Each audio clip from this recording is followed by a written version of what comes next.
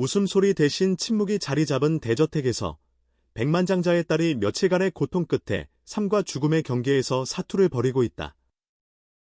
의사들로부터 가망이 없다는 말을 들은 어린 소녀에게 남은 시간은 단 48시간, 더 이상의 희망은 없어 보였다.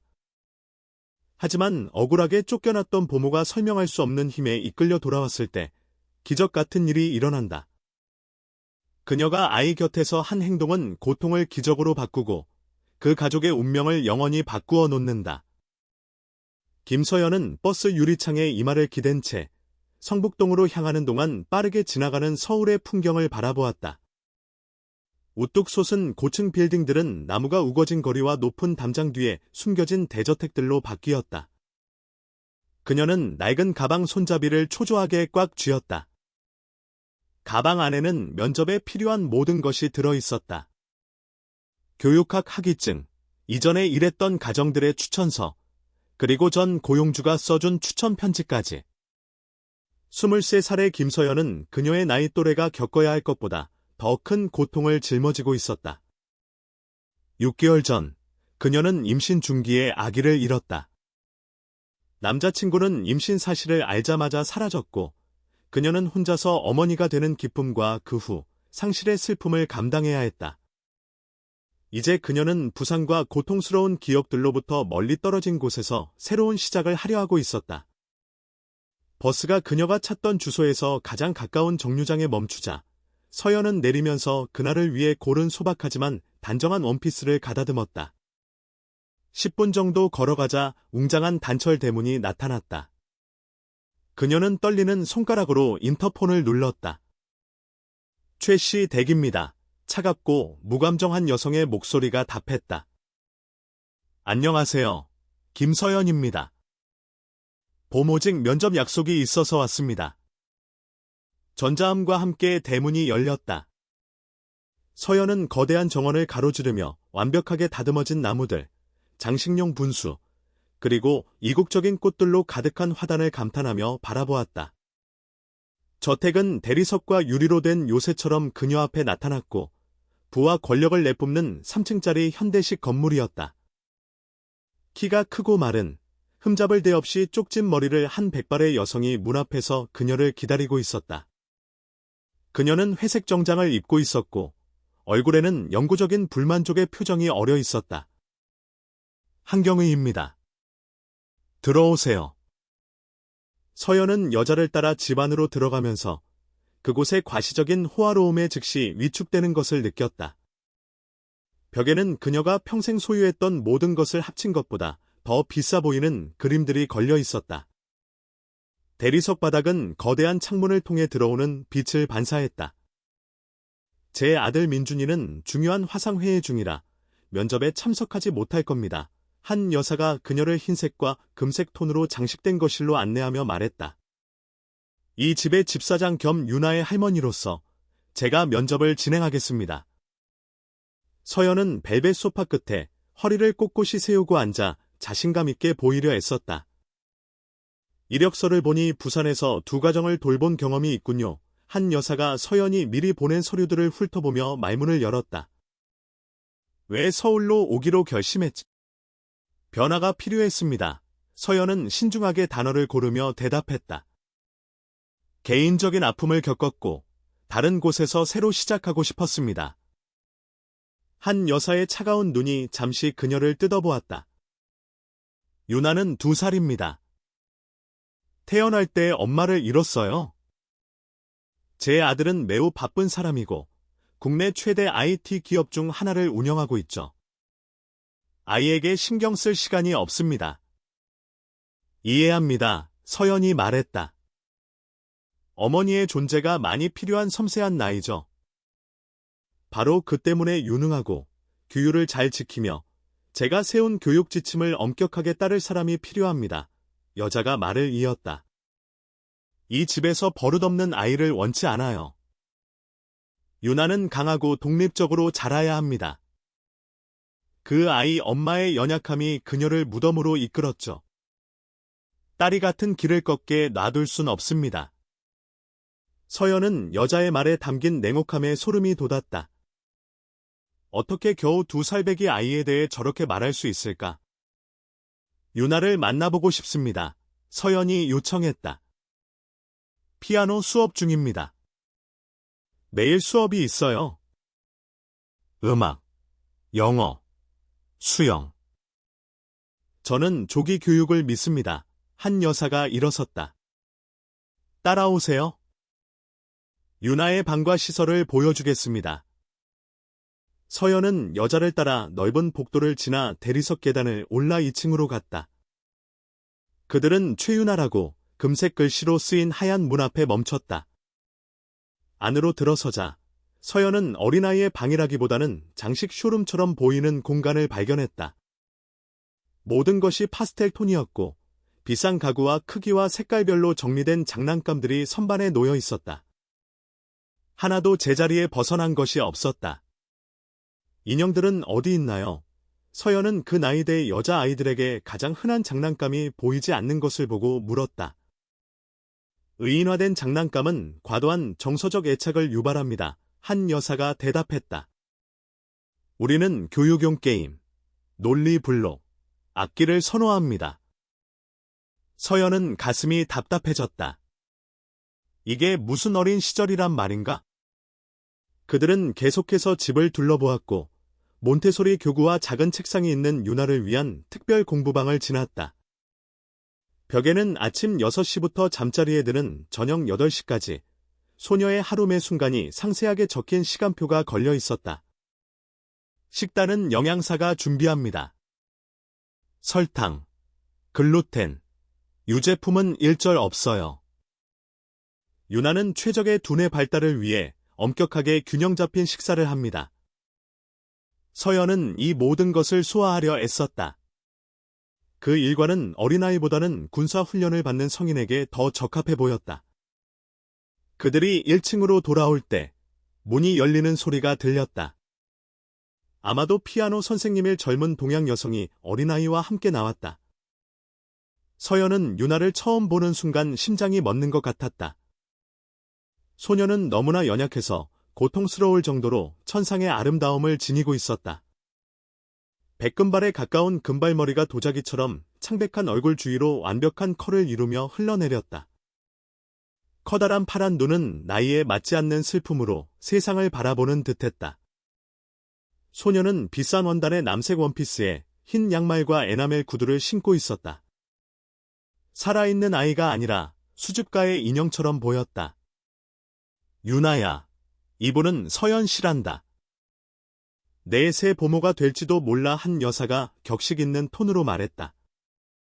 소녀는 표정 없이, 호기심 없이, 아이 특유의 반짝임 없이 서연을 쳐다보았다. 그저 사교 행사를 위해 훈련받은 작은 숙녀처럼 정중하게 고개를 숙여 인사했다. 안녕, 유나야. 서연이 아이의 눈높이에 맞추기 위해 몸을 숙이며 말했다. 이름이 참 예쁘구나. 유나라는 이름은 부드럽고 아름답다는 뜻을 담고 있단다. 공주님 이름 같아. 처음으로 아이의 눈에 흥미와 비슷한 것이 반짝였다. 할머니는 진짜 세상에는 공주님이 없다고 하셨어요. 유나가 거의 속삭이듯 작은 목소리로 대답했다. 내 할머니는 많은 것에 대해 오르시단다. 서연이 부드러운 미소로 대답했다. 하지만 모든 여자아이는 마음속으로 공주님이 된 기분을 느낄 수 있어. 알고 이건 우리만의 특별한 비밀이야. 유나는 그 말에 놀란 듯 눈을 깜빡였다. 마치 그런 말을 들어본 적이 없는 것 같았다. 유나야, 이제 박 아주머니랑 점심 먹으러 가거라. 그 후엔 의무적인 낮잠 시간이다. 한 여사가 명령했다. 소녀는 순종적으로 고개를 끄덕이고 직원을 따라갔다. 서연은 축 처진 어깨와 체념한 자세로 멀어져가는 소녀를 바라보았다. 저 아이는 행복한 아이가 아니었다. 그래서요. 한 여사가 물었다. 아직도 이 자리에 관심이 있나요? 급여는 훌륭하고 일요일은 휴무이며 직원 숙소동에 욕실 딸린 개인 방이 제공됩니다. 네, 서연은 망설임 없이 대답했다. 그녀 안에 무언가가 저 아이 곁에 있어야 한다고 말하고 있었다. 이렇게 사랑이 필요한 저 아이를 돌보라고? 마치 조용한 대답처럼 부드러운 바람이 창문으로 들어왔다.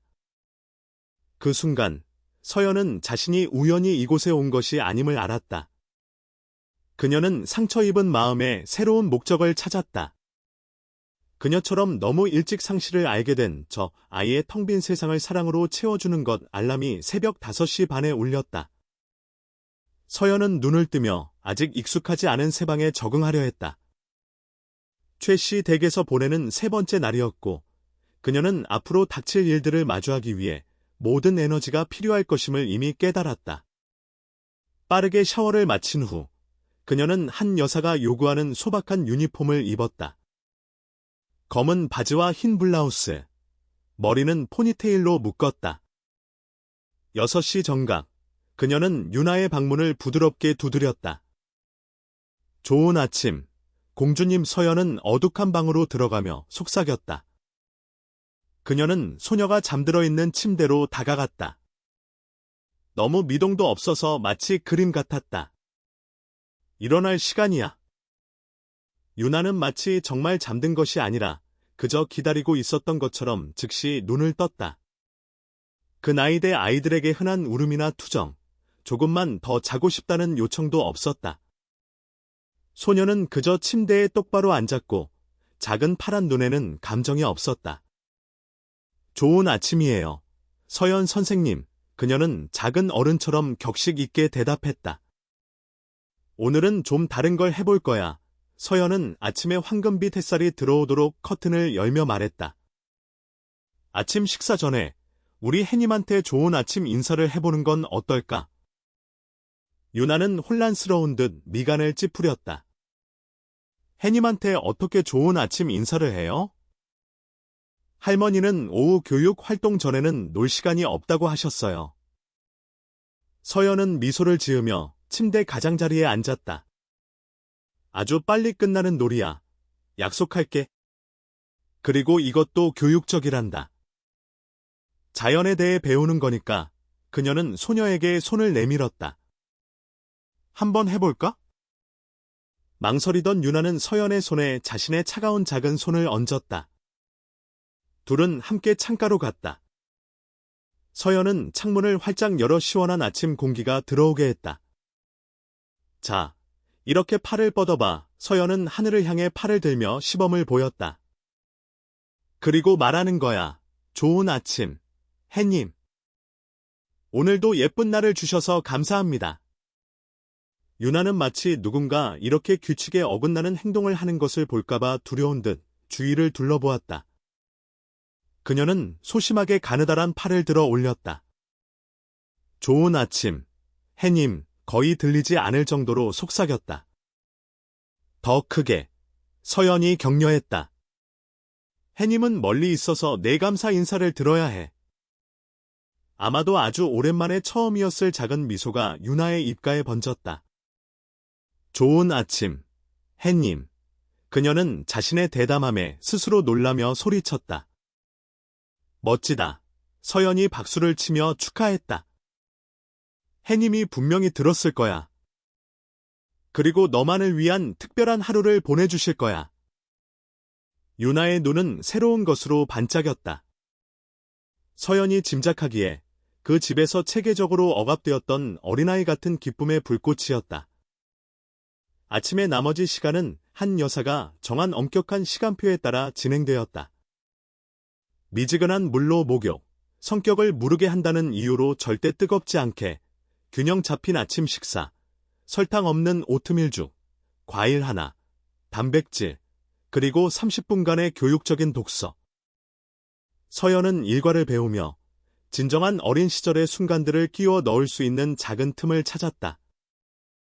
독서 시간에는 선반을 차지하고 있는 어린이용 과학 서적 대신 모험심 강한 공주에 관한 책을 골랐다.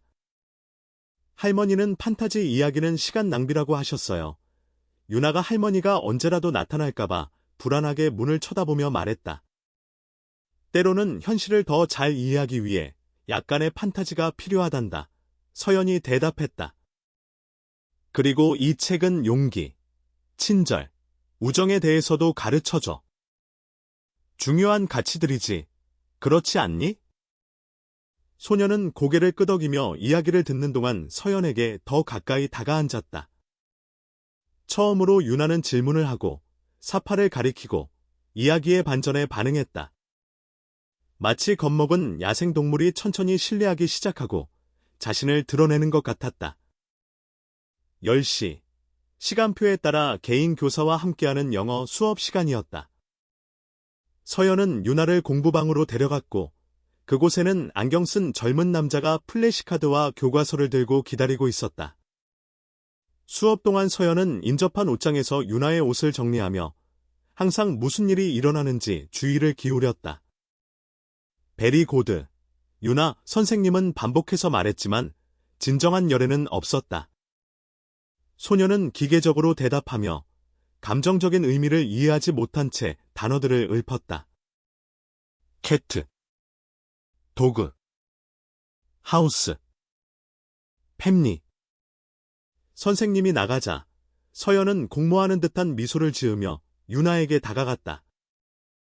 영어로 아주 재미있는 게 뭔지 아니? 노래 부르기야.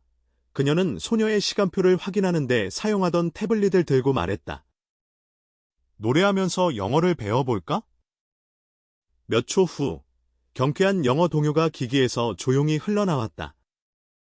서연은 노래하고 춤추기 시작하며 유나에게 손짓으로 함께하자고 했다. 처음에는 소녀가 입을 벌린 채 지켜보기만 했다. 점차적으로 그녀는 동작을 따라 하기 시작했고 그 후에는 흥얼거리기 시작했으며 마침내 미소를 지으며 적극적으로 참여했다. 바로 그때 문이 열렸다. 한 여사가 방으로 들어와 그녀의 엄숙한 존재감으로 그 장면을 얼어붙게 했다. 이게 무슨 짓이죠? 그녀가 차갑게 물었다. 서연은 즉시 음악을 껐지만 평정심을 유지했다. 음악을 통해 영어 학습을 강화하고 있었습니다. 여사님. 연구에 따르면 아이들은 멜로디와 움직임과 연관될 때 어휘를 훨씬 더 빨리 흡수한다고 합니다. 한 여사는 눈을 가늘게 떴다. 시간표에는 그런 내용이 없는데요. 보충적인 기법입니다. 서연이 단호하게 대답했다.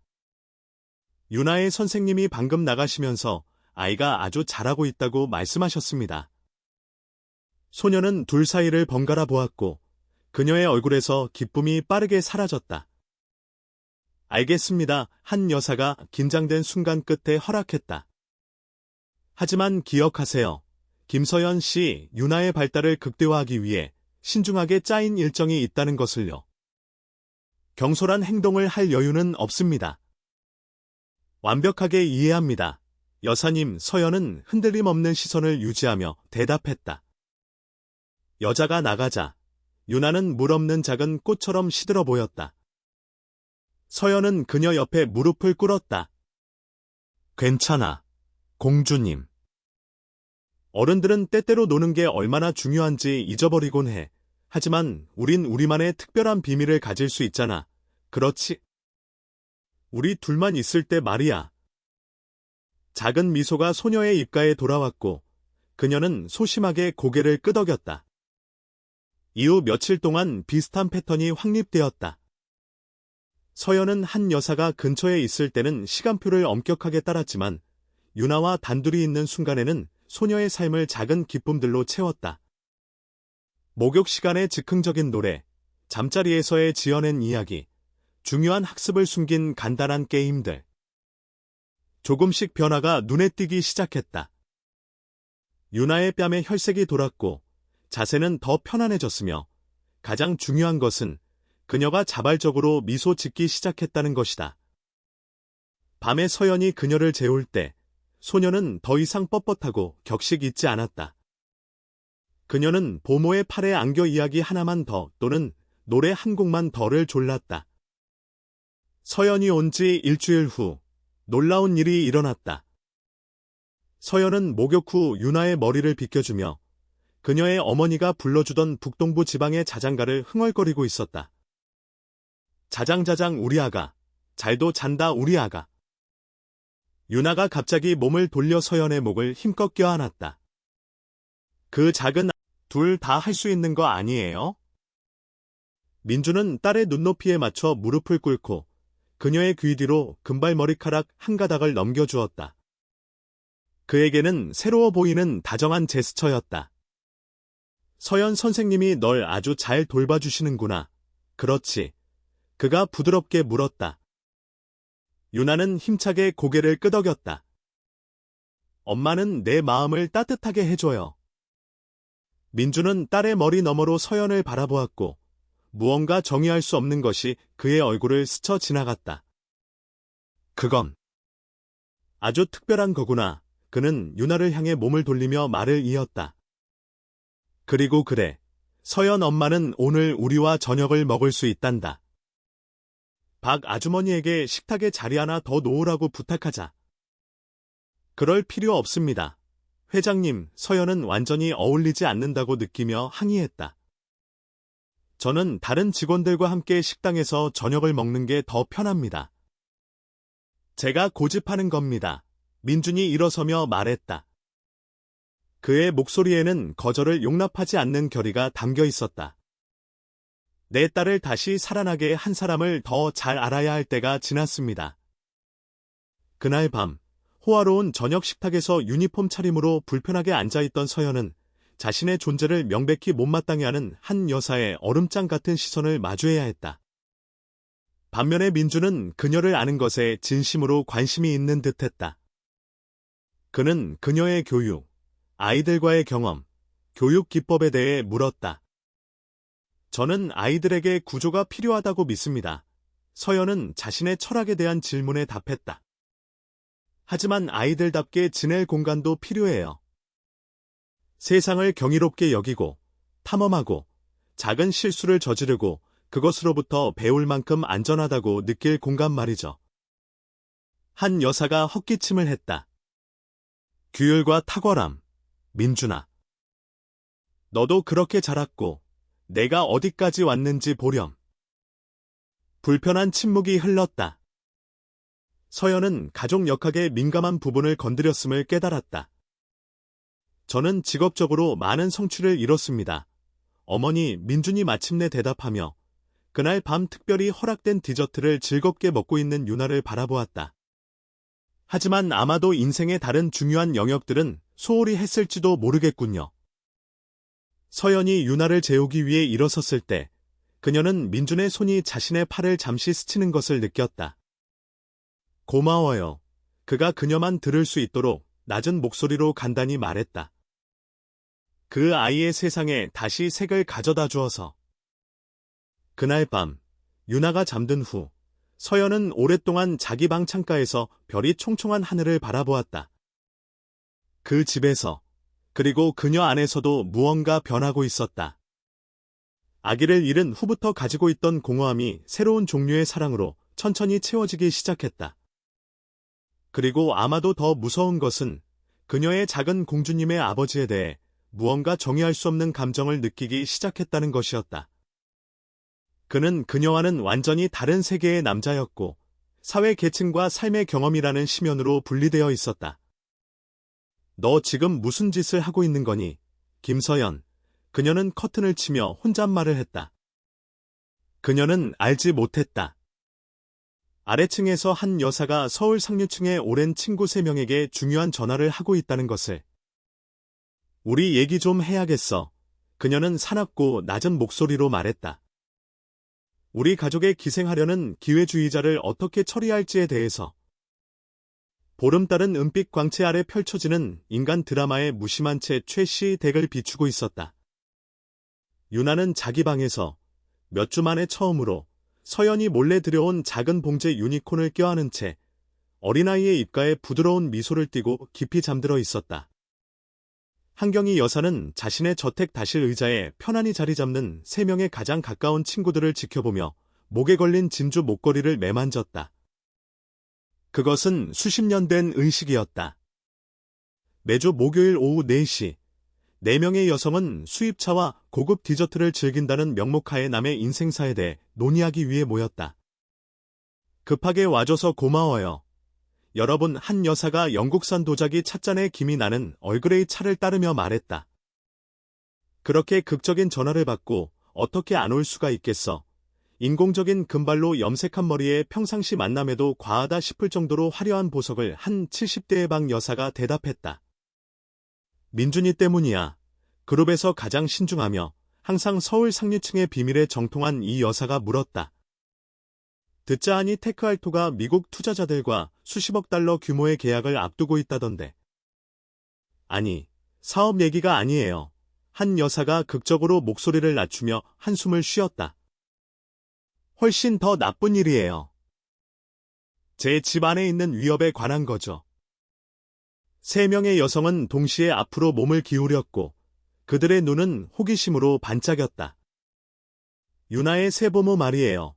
한 여사는 보모라는 단어를 마치 전염병처럼 발음하며 말을 이었다. 최상급 기회주의자예요. 젊고 예쁘고 아주 뻔한 계획을 가지고 있죠. 고전적인 수법이군. 3번 결혼하고 이혼했으며 갈수록 더 부유한 남자들과 결혼한 것으로 유명한 그룹의 4번째 멤버 정 여사가 말했다.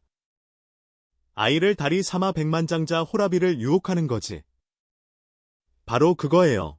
한 여사는 필요 이상으로 강하게 찻잔을 탁자에 내려놓았다.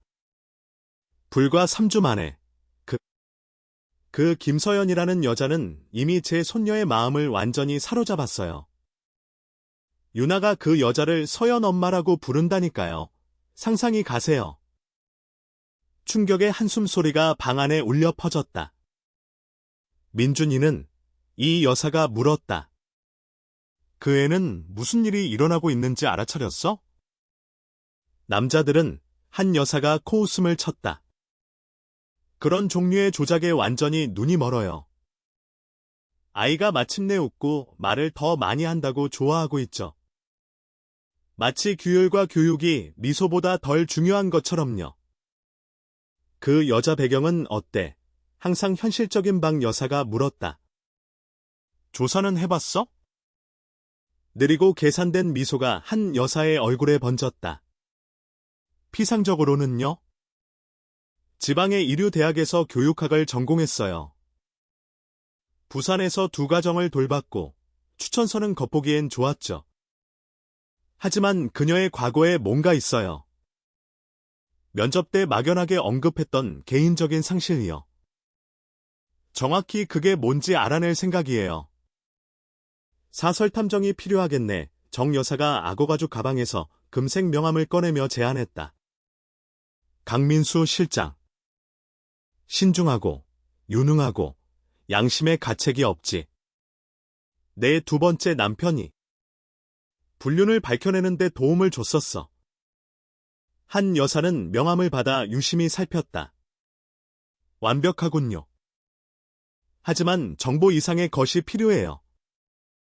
저 모험가가 최 씨 가문의 재산의 발톱을 받기 전에 그녀의 정체를 폭로할 계획이 필요합니다.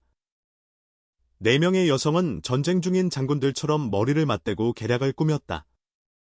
살짝 열린 문밖에서는 집사인 박 아주머니가 깨끗한 수건 더미를 들고 지나가다 본능적으로 발걸음을 늦춰 엿들었다. 그녀의 주름진 얼굴이 걱정으로 일그러졌다. 그녀는 새보모를 좋아했다. 친절하고 성실한 아가씨였고 2년 만에 처음으로 어린 유나에게 기쁨을 가져다준 사람이었다. 그녀는 다가오는 폭풍에 대해 서연에게 경고할 방법을 찾아야 했다. 한편 저택의 다른 쪽에서는 자신을 향해 형성되고 있는 음모를 전혀 모르는 채 서연이 유나와 정원에서 놀고 있었다. 그것은 시간표에서 훔친 순간이었다. 프랑스어 수업과 수영 시간 사이의 15분이었는데 서연이 운전기사에게 교통체증 때문에 늦춰달라고 설득한 시간이었다. 더 높이. 엄마. 더 높이. 유나가 서연이 그네를 밀어주는 동안 공중에서 다리를 흔들며 소리쳤다. 꽉 잡아. 공주님. 서연은 아이의 순수한 기쁨에 함께 웃으며 대답했다. 2층 사무실의 큰 창문 중 하나에서 최민주는 그 장면을 지켜보고 있었다. 그의 손에는 이틴 전화기가 들려 있었고 중요한 화상회의는 일시 중지되어 있었다. 딸이 그렇게 자유롭고 그렇게 아이답게 노는 모습을 보니 아주 미리 주는 보너스라고 생각하세요. 서연이 다시 항의하기도 전에 그는 지갑에서 번쩍이는 검은색 카드를 꺼내 그녀에게 건넸다. 한도도 없고 걱정도 없어요. 당신을 위해 원하는 건 뭐든지 사세요. 그날 하루는 비현실적이었다. 가족의 운전기사인 김 기사님과 함께 서연은 쇼윈도에 가격표조차 붙어있지 않은 너무나 호화로운 쇼핑몰 복도를 걷고 있는 자신을 발견했다. 만약 가격을 물어봐야 한다면 살 수 없다는 분명한 신호였다. 이건 좀 불편하네요. 그녀는 가게마다 끈기 있게 그녀를 따라다니는 김 기사님에게 고백했다. 뭔가 잘못된 것 같아요. 제가 한 말씀 드려도 되겠습니까? 아가씨 최 씨 댁에서 거의 20년 동안 일해온 중년의 남자가 대답했다. 아가씨가 오신 이후로 어린 유나 아가씨가 이렇게 행복해하는 건 처음 봅니다. 그리고 민준 도련님도 변하셨어요. 더 자주 집에 계시고 더 인간적이 되셨죠. 서연은 운전기사의 말을 곱씹었다. 민준이 점차 변하고 있는 것은 사실이었다. 그는 며칠씩 일찍 집에 오기 시작했고 때로는 서연이 들려주는 잠자리 이야기를 듣기 위해 유나의 방에 나타나기도 했다. 한 번은 거실에서 즉흥적으로 춤을 추는 그들을 멀리서 지켜보는 그를 발견했는데 그의 입가에 번진 미소는 평소의 엄격한 얼굴을 완전히 바꿔놓았다. 그렇다 해도 그녀는 주장했다. 저는 비싼 선물이나 제 월급 외에 다른 어떤 것을 받으러 이 집에 온 게 아니에요. 김 기사님은 이해한다는 미소를 지었다. 아가씨는 다른 분들과는 다르십니다. 그래서 그들이 두려워하는 겁니다. 그들이요? 저를 두려워한다고요. 서연은 그 터무니없는 생각에 웃었다. 특히 한 여사님께서요. 김 기사님이 목소리를 낮추며 확인했다. 박 아주머니가 그러는데 여사님께서 아가씨 과거를 조사하려고 사설탐정을 고용했다고 합니다. 서연의 핏기가 가셨다. 탐정이요? 김 기사님은 엄숙하게 고개를 끄덕였다. 조심하세요. 서연 아가씨. 한 여사님은 자신이 자기 것이라고 생각하는 것을 지키는 데 있어서는 얕볼분이 아닙니다. 운전기사의 말은 하루 종일 서연의 뇌리에 맴돌았고 즐거운 경험이 되어야 할 시간을 불안으로 가득 찬 시간으로 바꿔놓았다.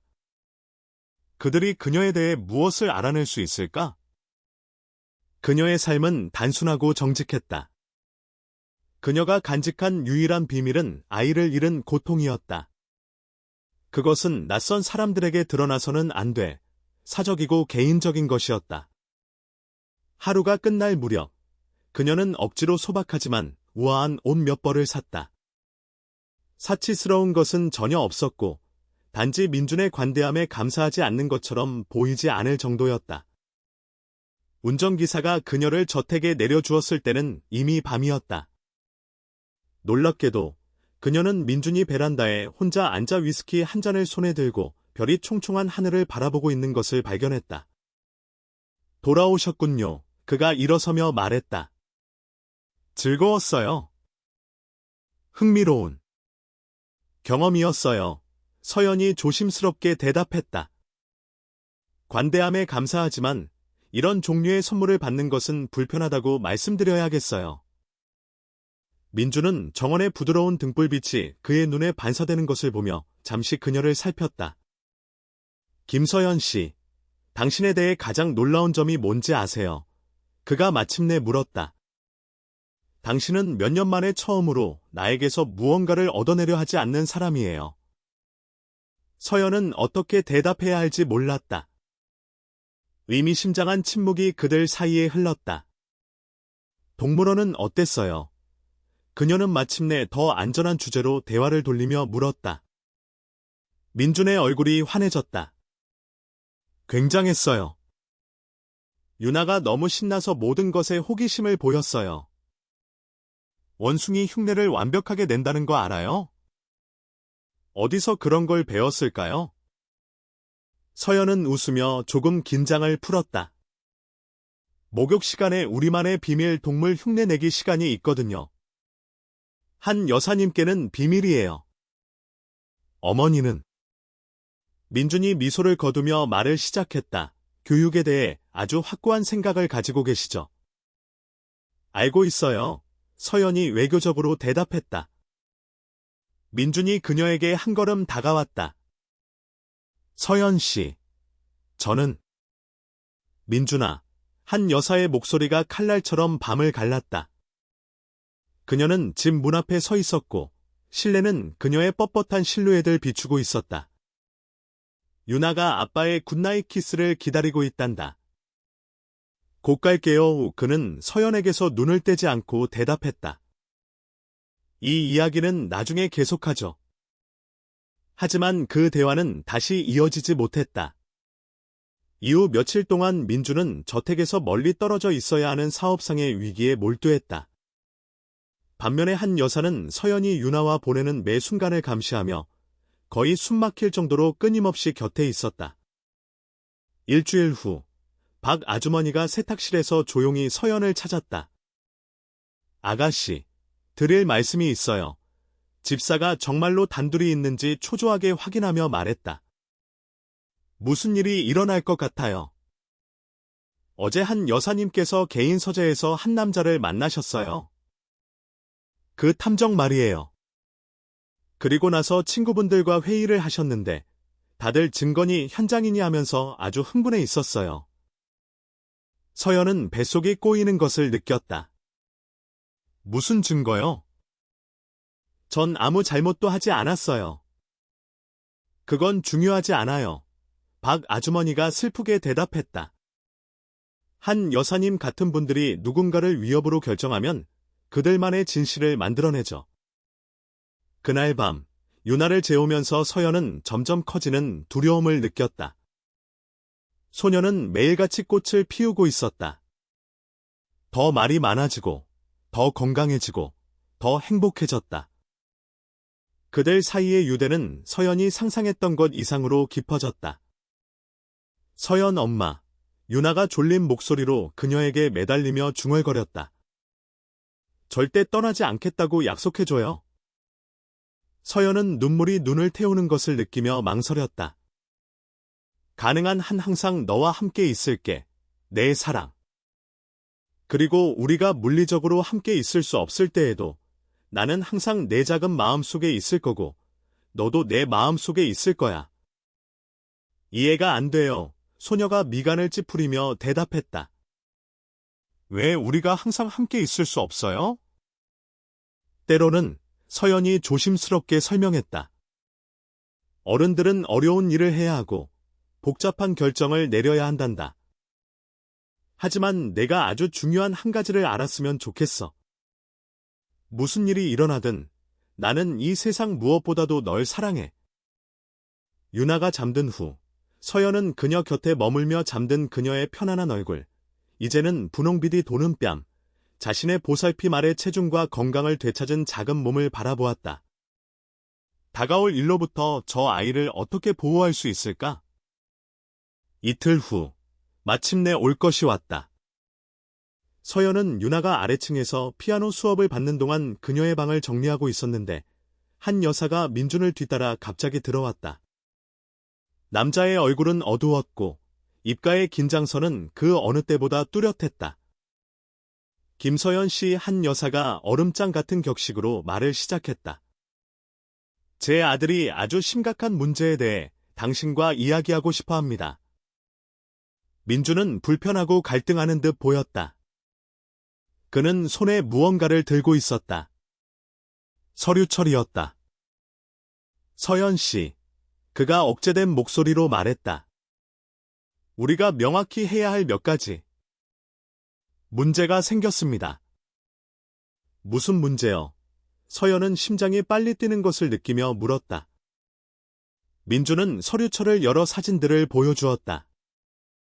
저택으로 이사 오면서 일부 물건을 남겨둔 신림동의 작은 하숙집에 들어가는 그녀의 사진이 있었다. 다른 사진들은 그녀가 하숙집 주인인 나이든 신사와 대화하는 모습을 보여주었다. 비밀 주소를 유지하고 있었군요. 민주는 비난이 아닌 질문처럼 말했다. 유나가 규율뿐만 아니라 사랑이 필요하다는 것을 받아들이느니 불행하고 아픈 것을 더 선호하시니까요?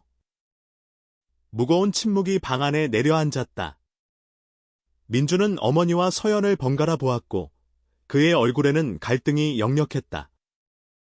그건 아주 심각한 비난이군요. 서연 씨, 그가 마침내 말했다. 양쪽 모두요. 민준아, 한 여사가 연기된 분노로 떨리는 목소리로 개입했다. 내 친어머니 대신, 내 눈앞에 있는 증거 대신 모험가를 믿을 거니? 회장님, 서연이 평정을 되찾고 눈물을 닦으며 말했다. 저는 유나를 돌보기 위해 이 집에 왔습니다. 모든 아이가 마땅히 받아야 할 사랑과 안정을 주기 위해서요. 저는 제 온 마음을 다해 최선을 다했습니다. 만약 회장님께서 단 한순간이라도 제가 그 신뢰를 배신하고 이 가족에게서 도둑질을 할 수 있다고 믿으신다면 더 이상 이곳에 제 자리는 없습니다. 민주는 마치 사진이 아니라 자신의 산산조각 난 마음의 파편이 담긴 것처럼 손에 든 서류초를 보며 반으로 갈라진 듯 보였다. 서연 씨, 저는 그가 시작했지만 끝맺지 못했다. 말하지 않은 것이면 충분했다. 그 망설임이 순간이 서연이 알아야 할 모든 것을 말해주었다. 그는 그녀를 의심했다. 모든 것 후에, 유나의 변화를 본 후에, 대화들, 공유된 순간들, 그들이 쌓아온 작은 연결들 후에 그는 의심했다. 알겠습니다. 그녀는 고통에도 불구하고 이제 단호한 목소리로 말했다. 제 짐을 싸서 오늘 떠나겠습니다. 서연 씨, 기다려요. 민준이 불렀지만 그녀는 이미 방을 나서고 있었다. 더 이상 참을 수 없는 눈물에도 불구하고 등은 꼿꼿했고 존엄성은 온전했다.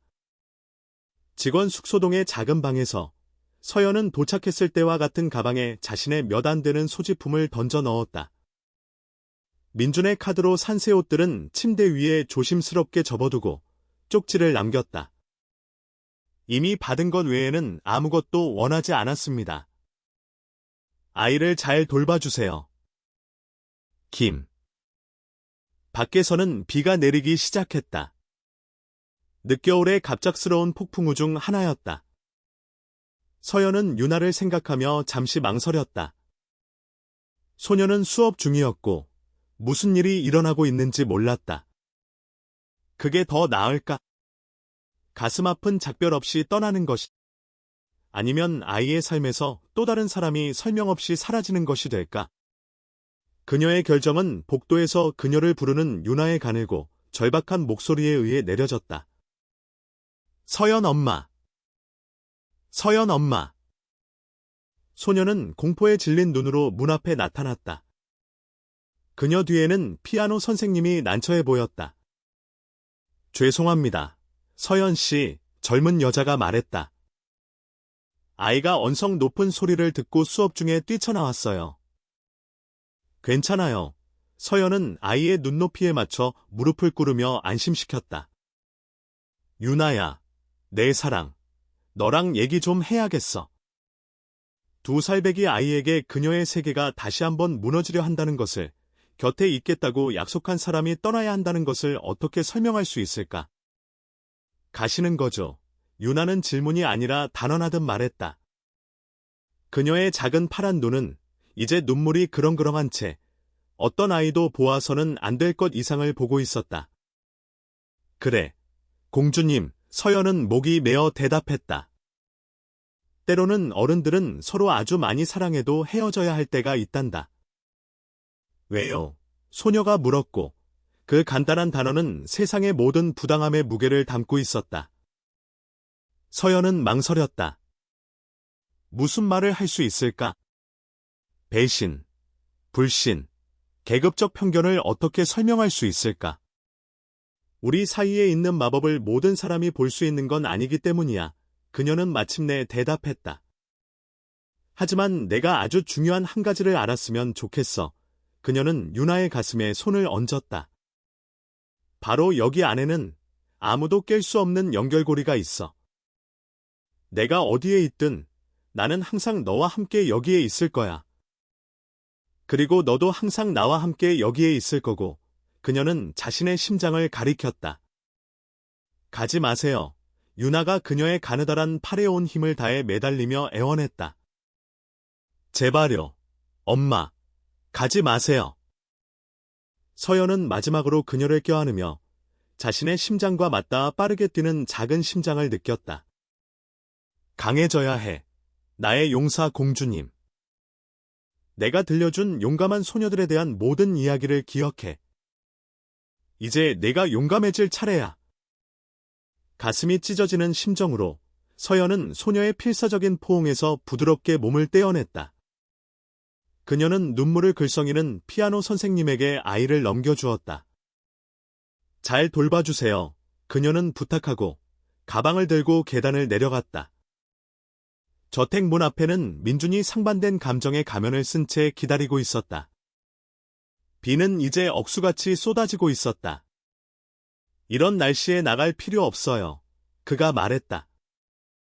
비가 그치면 김 기사님이 모셔다 드릴 수 있어요. 지금 가는 게 낫겠어요. 서연은 고통에도 불구하고 존엄성을 잃지 않고 대답했다. 걱정 마세요. 이보다 더 심한 폭풍우도 겪어봤으니까요. 그가 대답하기도 전에 그녀는 비 속으로 나갔다. 작은 가방은 코트 아래에 보호하고 마음은 바로 그 순간 겁에 질린 피아노 선생님의 품에서 위로받을 수 없이 울고 있는 파란 눈의 소녀에게 남겨두고 계단 꼭대기에서 한 여사는 무표정한 얼굴로 그 장면을 지켜보고 있었다. 서연 뒤로 문이 닫히자 그녀는 아들이 석상처럼 꼼짝 않고 서 있는 곳까지 천천히 계단을 내려왔다. 필요한 일을 했을 뿐이다. 그녀가 간단히 말했다. 언젠가 너는 이것이 우리 가족을 지키기 위한 것이었음을 이해하게 될 거다. 민주는 대답하지 않았다. 그는 마치 닫힌 문을 통해 비 속으로 사라지는 서연의 모습을, 그리고 이제야 그것이 필수적이었음을 깨달은 정의할 수 없는 무언가를 함께 가져가는 그녀의 모습을 볼 수 있는 것처럼 계속해서 문을 쳐다보았다. 서울에는 비가 그치지 않고 사흘째 계속 내리고 있었다. 신림동 거리에서는 가파른 언덕을 따라 물이 작은 폭포처럼 흘러내렸고 나뭇잎과 쓰레기를 휩쓸고 가는 일시적인 개울을 만들었다. 신림 하숙집의 좁은 창문에서 서연은 자신의 심경과 너무나도 닮은 잿빛 하늘을 바라보고 있었다. 최 씨 댁을 나온 지 일주일이 지났다. 잠 못 이루는 밤과 텅 빈 낮, 오직 이별의 고통으로만 채워진 일주일이었다. 그것은 단지 일자리를 잃은 것이 아니었다. 너무나 많은 조각으로 부서진 마음이었고 언젠가 다시 붙여질 수 있을지 의심스러웠다. 서연 아가씨, 하숙집 주인인 박 할아버지가 살짝 열린 문을 부드럽게 두드리며 불렀다. 캐모마일 차 한 잔 가져왔어. 신경을 안정시키는 데 도움이 될 거야. 서연은 돌아보며 도착한 이후로 자신을 딸처럼 대해준 70대 노인에게 미소를 지으려 애썼다. 감사합니다, 할아버지. 정말 친절하세요. 아가씨는 제대로 먹어야 해. 그가 침대 옆 작은 탁자에 김이 나는 찻잔을 놓으며 말을 이었다. 눈에 띄게 야위고 있어. 그리고 이 감기는 더 심해지기 전에 치료해야지. 서연은 건성으로 고개를 끄덕였다. 억수 같은 비를 맞고 걸어서 얻은 감기는 그녀의 문제 중 가장 작은 것이었다. 그녀를 정말로 좀먹고 있는 것은 유나에 대한 걱정이었다. 소녀는 어떻게 지낼까? 그녀 때문에 울고 있을까? 다시 조용하고 슬픈 자신만의 세계로 갇혀버렸을까? 이게 또 왔어. 박 할아버지가 주머니에서 봉투를 꺼내며 말했다. 이번 주에 3번째야. 서연은 봉투를 받아들고 즉시 최씨 테크의 로고가 박힌 편지지를 알아보았다. 이전 것들과 마찬가지로 안에는 부당해고에 대한 공정한 보상을 훨씬 뛰어넘는 거액의 수표와 손으로 쓴 짧은 메모가 들어있었다. 제발 연락주세요. 최민준. 이건 어떻게 할 거야? 서연이 다른 것들과 함께 건드리지 않은 채 서랍장에 봉투를 넣자 주인이 물었다. 다른 것들과 똑같이 할 거예요. 서연 엄마 보고 싶단 말이에요. 그녀는 바닥에 몸을 던지고 너무 많이 울어서 얼굴이 빨개진 채 소리쳤다. 민주는 절망적이었다. 단 일주일 만에 그는 딸이 이룬 모든 진전이 완전히 사라지는 것을 보았다. 마침내 웃고 말하고 놀던 소녀는 다시 내면의 세계에 갇혔지만 이제는 만져질 수 있고 저택복도에 메아리치는 고통과 함께였다. 이걸 끝내야 해. 한 여사는 유나가 울다 지쳐 잠든 방 문 건너편에서 그녀를 지켜보며 주장했다. 그냥 한때일 뿐이야. 아이들은 회복력이 강해서 곧 보모를 잊을 거야. 어머니, 저 애 좀 보세요. 민준이 낮고 긴장된 목소리로 대답했다. 애가 말라가고 있어요. 먹지도 않고 제대로 자지도 못하고 온종일 울기만 해요. 그저 한계를 시험하는 것뿐이야. 관용이 아니라 단호함이 필요해. 민주는 최근 며칠 동안 점점 더 잦아진 버르신 머리를 쓸어 넘겼다. 서연 씨에게 여러 번 연락을 시도했어요. 그녀가 있는 하숙집에 운전기사도 보내고 수표도 보내고 쪽지도 보냈지만 아무 소용없어요. 저랑 얘기하기를 거부해요. 왜 얘기해야 하는데요? 한 여사가 차갑게 쏘아붙였다. 그 아가씨는 유나를 위해 그 모든 것을 한 후에 증인들 앞에서 도둑으로 몰렸어요. 자존심이 상했겠죠? 우리가 상처 입힌 건 자존심뿐만이 아니었어요. 민주는 어머니보다는 자기 자신에게 중얼거렸다. 서연 없는 두 번째 주는 첫 주보다 훨씬 더 느리게 지나갔다. 유나는 목욕조차, 옷 갈아입는 것조차 거부하기 시작했다. 그녀의 위생 상태는 악화되었다. 흠잡을 데 없는 추천서와 수십 년의 경험을 가진 중년의 세보모가 고용되었지만 소녀는 마치 존재하지 않는 것처럼 그녀를 무시했다. 세 번째 주에는 조용한 파업이 훨씬 더 심각한 것으로 변했다. 유나는 신체적 증상을 보이기 시작했다. 낮지만 지속적인 열, 점점 더 심해지는 식욕 부진, 극심한 무기력. 급히 불려온 소아과 의사는 감염 초기 가능성이 있는 소아, 우울증 악화로 진단했다. 아이들은 말 그대로 슬픔으로 병들 수 있습니다. 의사가 민준에게 설명했다. 면역 체계가 손상되어 기회감염에 취약해지죠. 즉각적인 심리 평가와 신체 증상에 대한 지속적인 모니터링을 권장합니다. 아동 심리학자가 불려왔지만 유나와 관계를 맺으려는 그녀의 시도는 무익했다. 소녀는 말하기를, 그림 그리기를, 어떤 방식으로든 자신을 표현하기를 거부했다. 애도 중입니다. 전문가는 몇 번의 좌절된 상담 후에 결론 내렸다. 그렇게 어린아이에게 두 번째로 겪는 어머니 같은 인물의 갑작스러운 상실은 파괴적입니다. 아이는 이것을 처리할 감정적인 도구가 없어요. 상황은 급속도로 악화되었다. 세 번째 주말, 유나의 열이 밤사이 급격히 올랐다. 이제 딸을 지켜보기 위해 그녀의 방 안락의자에서 잠을 자던 민주는 그녀의 고통스러운 신음소리에 잠이 깼다. 아빠. 아파요. 소녀가 눈이 풀린 채 만지기에는 너무 뜨거운 피부로 중얼거렸다. 1시간 안에 그들은 서울 최고의 사립병원에 있었다.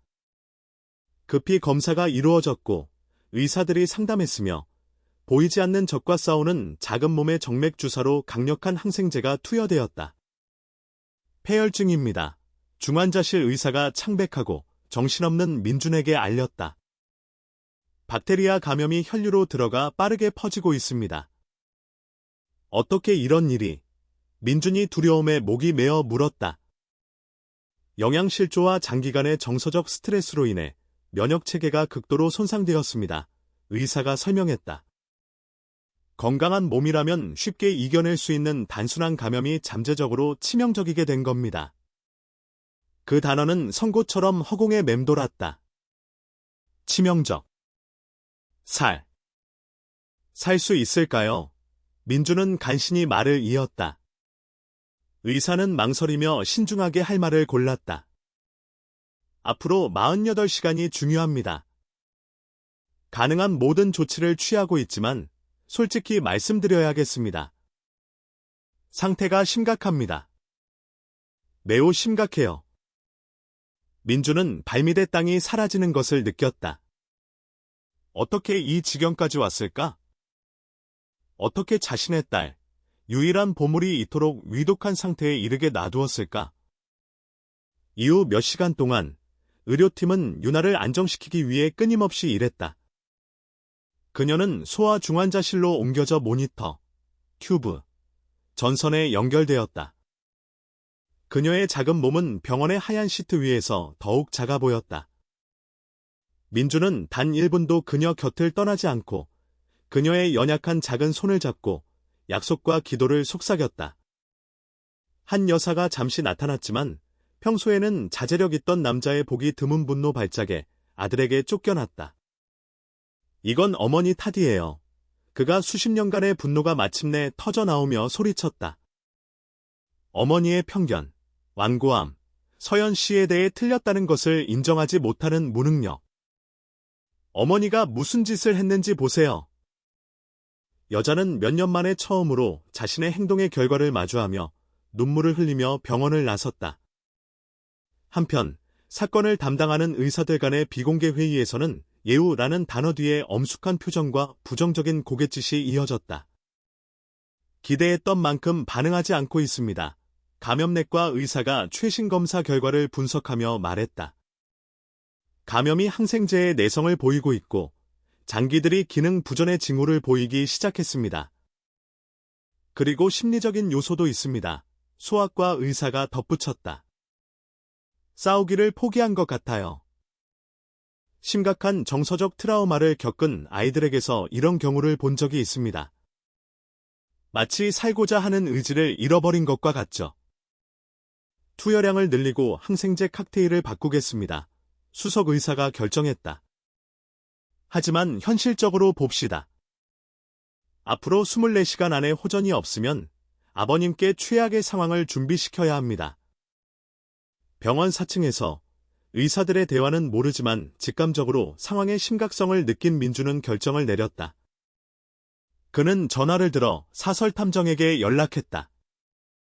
김서연 씨를 찾아야 합니다. 그가 절망에 찬 목소리로 말했다. 어떻게든 비용이 얼마가 들든 상관없습니다. 그녀를 찾아서 즉시 서울 아산병원으로 데려오세요. 제 딸의 목숨이 달려 있습니다.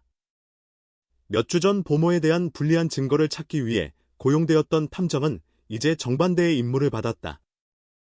그 아이러니는 민준에게도 느껴졌고 그는 잠시 자신을 혹독하게 비판했다. 어떻게 그렇게 눈이 멀었을까? 어떻게 어머니가 그런 식으로 자신을 조종하게 놔두고 유나를 그녀가 마땅히 받아야 할 만큼 진정으로 사랑했던 유일한 사람을 멀리하게 했을까? 이후 몇 시간 동안 필사적인 수색이 시작되었다. 민준의 회사 직원들이 동원되었다. 소셜미디어에 정보 제공에 대한 보상금을 내건 광고가 게시되었다. 서연의 마지막으로 알려진 주소인 신림동 하숙집은 여러 번 방문했지만 박 할아버지는 항상 같은 말을 전했다. 아침 일찍 나가서 어디로 가는지 말하지 않았어. 한편 벌어지고 있는 드라마를 전혀 모르는 채 서연은 서울 시내 거리를 걷고 있었다. 마침내 일자리를 찾을 힘을 냈다. 보모 구인 광고에 응답하고 직업소개소를 방문하고 어린이집에 이력서를 남겼다. 하지만 그녀의 마음은 거기에 없었다. 아이들을 돌보는 자격에 대해 이야기할 때마다 유나의 얼굴이 마음속에 떠올라 거의 물리적인 고통을 가져왔다. 하루 종일 헛걸음한 끝에 지친 그녀는 오랫동안 하지 않았던 일을 하기로 결심했다. 영적인 위안을 찾는 것이었다. 가톨릭 신자인 할머니 밑에서 자랐지만 다양한 신념에 열린 마음을 가졌던 서연은 어떤 종교의 성스러운 장소에서든 항상 평화를 찾았다. 그녀는 다음 모퉁이에 있는 보살집을 가리키는 소박한 간판을 보고 충동적으로 들어가기로 결정했다. 그곳은 소박하고 아늑했다. 몇몇 사람들이 조용히 앉아 명상하거나 기도하고 있었다. 아이가 죽어가고 있어요. 아가씨. 그리고 당신만이 그 아이를 구할 수 있어요. 서연은 심장이 가슴 밖으로 튀어나올 것처럼 세차게 뛰는 것을 느끼며 벌떡 일어섰다. 어떻게 찾을 수 있죠? 서울에는 수십 개의 병원이 있잖아요. 유정보살은 다시 눈을 감고 집중했다. 이름이 보여? 아산. 네. 아산병원. 감사 인사도 할 겨를 없이 서연은 센터 밖으로 달려나가 붐비는 거리로 향했고 기적적으로 즉시 택시를 잡을 수 있었다. 서울 아산병원으로 가주세요. 그녀는 긴급함에 떨리는 목소리로 운전기사에게 말했다. 응급 상황이에요. 거긴 잠실인데요. 아가씨, 택시기사가 경고했다. 이 시간 교통 상황이면 거의 1시간은 걸릴 겁니다.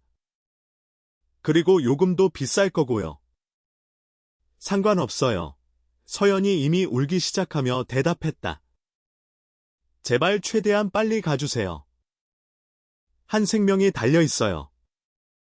택시가 서울의 혼잡한 퇴근길 교통을 헤치고 나아가는 동안 서연은 눈을 감고 오랫동안 하지 않았던 일을 했다. 기도했다. 그녀는 온 영혼의 힘을 다해 마음에서 넘쳐흐르는 모든 사랑을 다해 기도했다. 유나를 위해, 그렇게 짧은 시간 안에 그녀 삶의 필수적인 부분이 된 그 아이를 위해 기도했다. 제발, 하느님, 그녀는 이제 자유롭게 흐르는 눈물을 닦으며 속삭였다. 그 아이를 데려가지 마세요. 너무 어리고 앞으로 살 날이 많아요. 누군가 고통받아야 한다면 저에게 하세요. 하지만 그 아이는 안 돼요. 제발, 그 아이는 안 돼요. 택시는 슬로우 모션으로 움직이는 것 같았고 모든 빨간 신호등은 고문이었으며 모든 교통체증은 고통이었다. 그 무자비한 적인 시간은 무한정 늘어나는 것 같았고 서연의 마음속에는 유나의 이미지들이 스쳐 지나갔다. 새로 발견한 미소, 호기심 어린 질문들, 용감한 공주 이야기를 들을 때 반짝이던 작은 눈 제발, 꽉 잡아, 내 공주님, 서연은 자신의 말이 어떻게든 유나에게 닿기를 바라며 우주를 향해 속삭였다. 서연 엄마가 가고 있어. 조금만 더 꽉 잡아. 아산병원에서는 도시를 가로질러 벌어지고 있는 필사적인 질주를 모른 채 최민준이 마침내 육체적, 감정적 탈진에 굴복했다. 그는 유나의 침대 옆 안락의자에서 잠이 들었고 여전히 그녀의 작은 손을 잡고 있었으며 그의 얼굴은 며칠간의 걱정과 잠 못 이룬 밤으로 인해 상처투성이었다.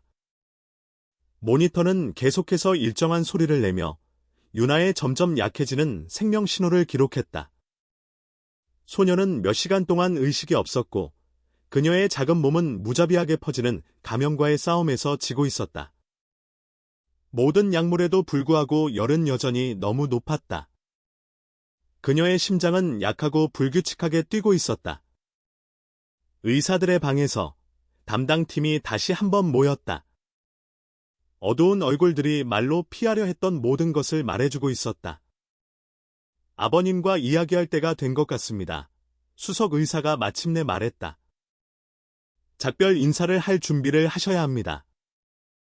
택시 안에서 서연은 마침내 병원이 눈앞에 나타나는 것을 보았다. 현대적이고 웅장한 건물 단지였다. 그녀는 지갑에 있던 마지막 지폐로 요금을 지불하고 심장이 목구멍까지 차오르고 영혼이 너덜너덜해진 채로 정문으로 달려갔다. 최유나 환자여. 그녀는 숨을 헐떡이며 접수원에게 말했다. 만나야 해요? 급해요.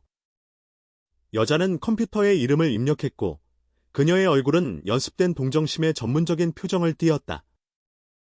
환자분은 소아 중환자실에 계십니다. 직계 가족만 출입이 가능합니다. 저는 서연은 망설였다. 그녀는 무엇이었을까? 엄마도, 친척도, 공식적인 아무것도 아니었다. 제발요. 아이가 부르는 사람이에요. 만나야 해요? 생사가 걸린 문제예요. 죄송합니다. 손님. 하지만 규칙은 명확합니다. 서연은 절망이 자신을 삼키는 것을 느꼈다. 이렇게 가까이 왔는데 무의미한 관료주의에 막히다니. 바로 그때 그녀는 복도를 빠르게 걷고 있는 익숙한 모습을 보았다. 최민준이었다. 그는 거의 알아볼 수 없었다. 며칠 동안 면도하지 않은 수염, 깊은 다크서클, 구겨진 옷. 그는 단 몇 주 만에 몇 년은 늙어 보였다. 민준 씨. 서연이 너무 크게 불러서 여러 사람이 돌아보았다. 그는 유령의 목소리를 들은 것처럼 걸음을 멈췄다. 천천히 돌아섰고 그녀를 보았을 때 그의 얼굴은 충격, 안도, 절망이 뒤섞인 표정으로 변했다. 서연 씨, 그가 보고 있는 것을 믿지 못하는 듯 중얼거렸다. 몇 초 만에 그는 그녀 옆에 와서 그녀의 어깨를 잡았다. 어떻게? 상관없어요. 여기 와주셨군요. 유나요. 그녀가 목이 메어 말했다. 아이는 어때요? 민준의 얼굴이 무너져 내렸다. 상태가... 시간이 얼마 남지 않았어요. 의사들이 방금 저를 불렀어. 준비하라고. 그는 문장을 끝맺지 못했다. 아이를 봐야 해요. 서연이 주장했다. 지금 당장요. 따라오세요. 그가 그녀의 팔을 잡고 복도와 엘리베이터를 지나 그들을 막으려던 간호사와 의사들을 민준의 권위로 물리치며 이끌었다. 소아 중환자실에서 서연은 소독된 옷, 마스크, 모자를 써야 했다. 그녀의 심장은 가슴을 찢을듯이 세차게 뛰었다. 그리고 마침내 그녀는 방으로 들어갔다. 아무것도 그녀가 본 것에 대비시켜주지 못했을 것이다. 유나, 그녀의 활기찬 공주님은 거의 알아볼 수 없었다. 마르고 밀랍처럼 창백했으며 온몸에 튜브가 꽂혀 있었다. 예전에는 분홍빛이 돌던 피부는 이제 서연이 본능적으로 가장 위험한 신호로 알아차린 잿빛을 띠고 있었다. 세상에 그녀는 천천히 침대로 다가가며 속삭였다. 눈물이 즉시 솟아올라 시야를 흐리게 했다.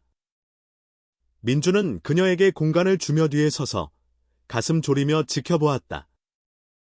서연은 유나의 작은 손을 부드럽게 만졌고 그것이 얼마나 차가운지에 놀랐다. 그녀는 침대 위로 몸을 숙여 소녀의 귀에 입을 가까이 댔다. 유나야, 그녀가 부드럽게 불렀다. 공주님, 서연 엄마가 왔어. 엄마가 돌아왔어. 모니터는 즉시 유나의 심박수 변화를 기록했다. 당직 간호사가 다가와 놀란 표정으로 수치를 확인했다. 이건 드문 일인데요. 그가 장비 중 하나를 조정하며 말했다. 당신 목소리에 반응하고 있어요. 서연은 소녀의 차가운 손을 자신의 손 사이에 잡고 부드럽게 문지르며 만짐을 통해 온기와 사랑을 전달하려 애썼다. 유나야, 그녀는 감정에 떨리는 목소리로 계속했다. 서연 엄마가 여기 있어. 내 사랑. 너와 함께 있고 이제 다시는 떠나지 않을 거야. 아이의 눈꺼풀이 가볍게 떨렸다. 몇 시간 만에 처음 보이는 의식의 신호였다. 그 순간 방으로 들어오던 의사는 문 앞에서 얼어붙어 주의 깊게 지켜보았다. 계속 말씀하세요. 그가 생명 신호를 확인하기 위해 빠르게 다가가며 격려했다. 아이가 반응하고 있어요. 서연은 목구멍에 걸린 덩어리를 삼키고 소녀의 상태를 보고 느끼는 공포에도 불구하고 차분하고 사랑스럽게 들리도록 억지로 노력했다. 우리 노래 기억나니, 공주니. 목욕 시간에 부르던 그 노래, 목이 맨 목소리로 서연은 부드럽게 흥얼거리기 시작했다. 자장자장 우리 아가, 잘도 잔다 우리 아가. 기적은 방 안의 모든 사람들 눈앞에서 일어났다. 유나는 천천히 눈을 떴다. 그 크고 파란 눈은 이제 병으로 흐릿했지만 여전히 알아볼 수 있었다. 그녀는 서연의 얼굴에 힘겹게 초점을 맞추었고 엄청난 노력 끝에 창백한 입술에 작고 희미한 미소가 나타났다. 이후 몇 시간 동안 서연은 단 1초도 유나 곁을 떠나지 않았다. 그녀는 계속해서 아이에게 말을 걸고 이야기를 들려주고 조용히 노래를 부르며 항상 신체적 접촉을 유지했다. 손을 잡고 머리를 쓰다듬고 이불을 부드럽게 정리해 주었다. 시간이 지날수록 의료진은 아이의 생명 신호가 꾸준히 개선되는 것을 놀라움과 함께 기록했다. 민주는 방에 조용히 앉아 둘의 상호작용을 지켜보거나 필요한 전화를 하고 실무적인 문제를 처리하기 위해 밖으로 나가는 것을 반복했다. 그런 사적인 순간 중 하나에 서연은 마침내 자신을 괴롭히던 것을 물었다. 무슨 일이 있었니, 유나야? 어떻게 그렇게 아프게 됐어? 소녀는 여전히 약했지만 이제 완전히 의식이 돌아온 상태로 아이의 단순한 언어로 설명했다. 너무 슬펐어요. 더 이상 먹고 싶지도 놀고 싶지도 않았어요. 그냥 서연 엄마가 돌아왔으면 했어요. 서연의 심장이 고통스럽게 수축했다. 나도 너 없이 너무 슬펐어. 내 사랑. 하지만 이제 우리 다시 함께 있으니까 다시 놀고 노래할 수 있도록 강해져야 해. 알았지? 유나는 진지하게 고개를 끄덕이고 덧붙였다. 할머니가 가셨어요. 아빠가 할머니한테 소리쳤어요. 서연은 놀라움을 감추려 애썼다. 민준이 한 여사와 맞섰다고. 그 통제적인 가장이 정말로 저택을 떠났다고. 민준이 방으로 돌아왔을 때 서연은 유나가 잠들 때까지 기다렸다. 이전의 반 혼수 상태가 아닌 평화롭고 치유적인 잠이었다. 그리고 나서야 그에게 그 일에 대해 물었다. 사실이에요. 그가 피곤한 얼굴을 쓸어내리며 확인했다. 유나가 입원했을 때 저는 이성을 잃었어요. 수년간의 분노, 제 삶과 유나의 삶에 대한 어머니의 통제에 순응해온 것. 모든 것이 한꺼번에 폭발했어요. 오래전에 했어야 할 말들을 했죠. 그래서 지금 어디 계세요? 서연은 목소리에 중립을 유지하려 애쓰며 물었다. 강릉에 있는 우리 별장에 있어요. 그녀 말로는 사건을 정리할 며칠이 필요하다고 하더군요. 그는 잠시 멈추고 재회한 이후 처음으로 서연의 눈을 똑바로 쳐다보았다. 제가 틀렸어요. 서연 씨, 당신을 의심하고 어머니가 그런 식으로 상황을 조작하게 놔둔 것은 끔찍하게 잘못된 일이었어요. 서연은 시선을 돌렸다. 감정은 아직 너무 생생했고 고통은 아직 너무 살아있었다. 지금 그걸 논의할 때가 아니에요. 지금 중요한 건 유나예요. 물론이죠.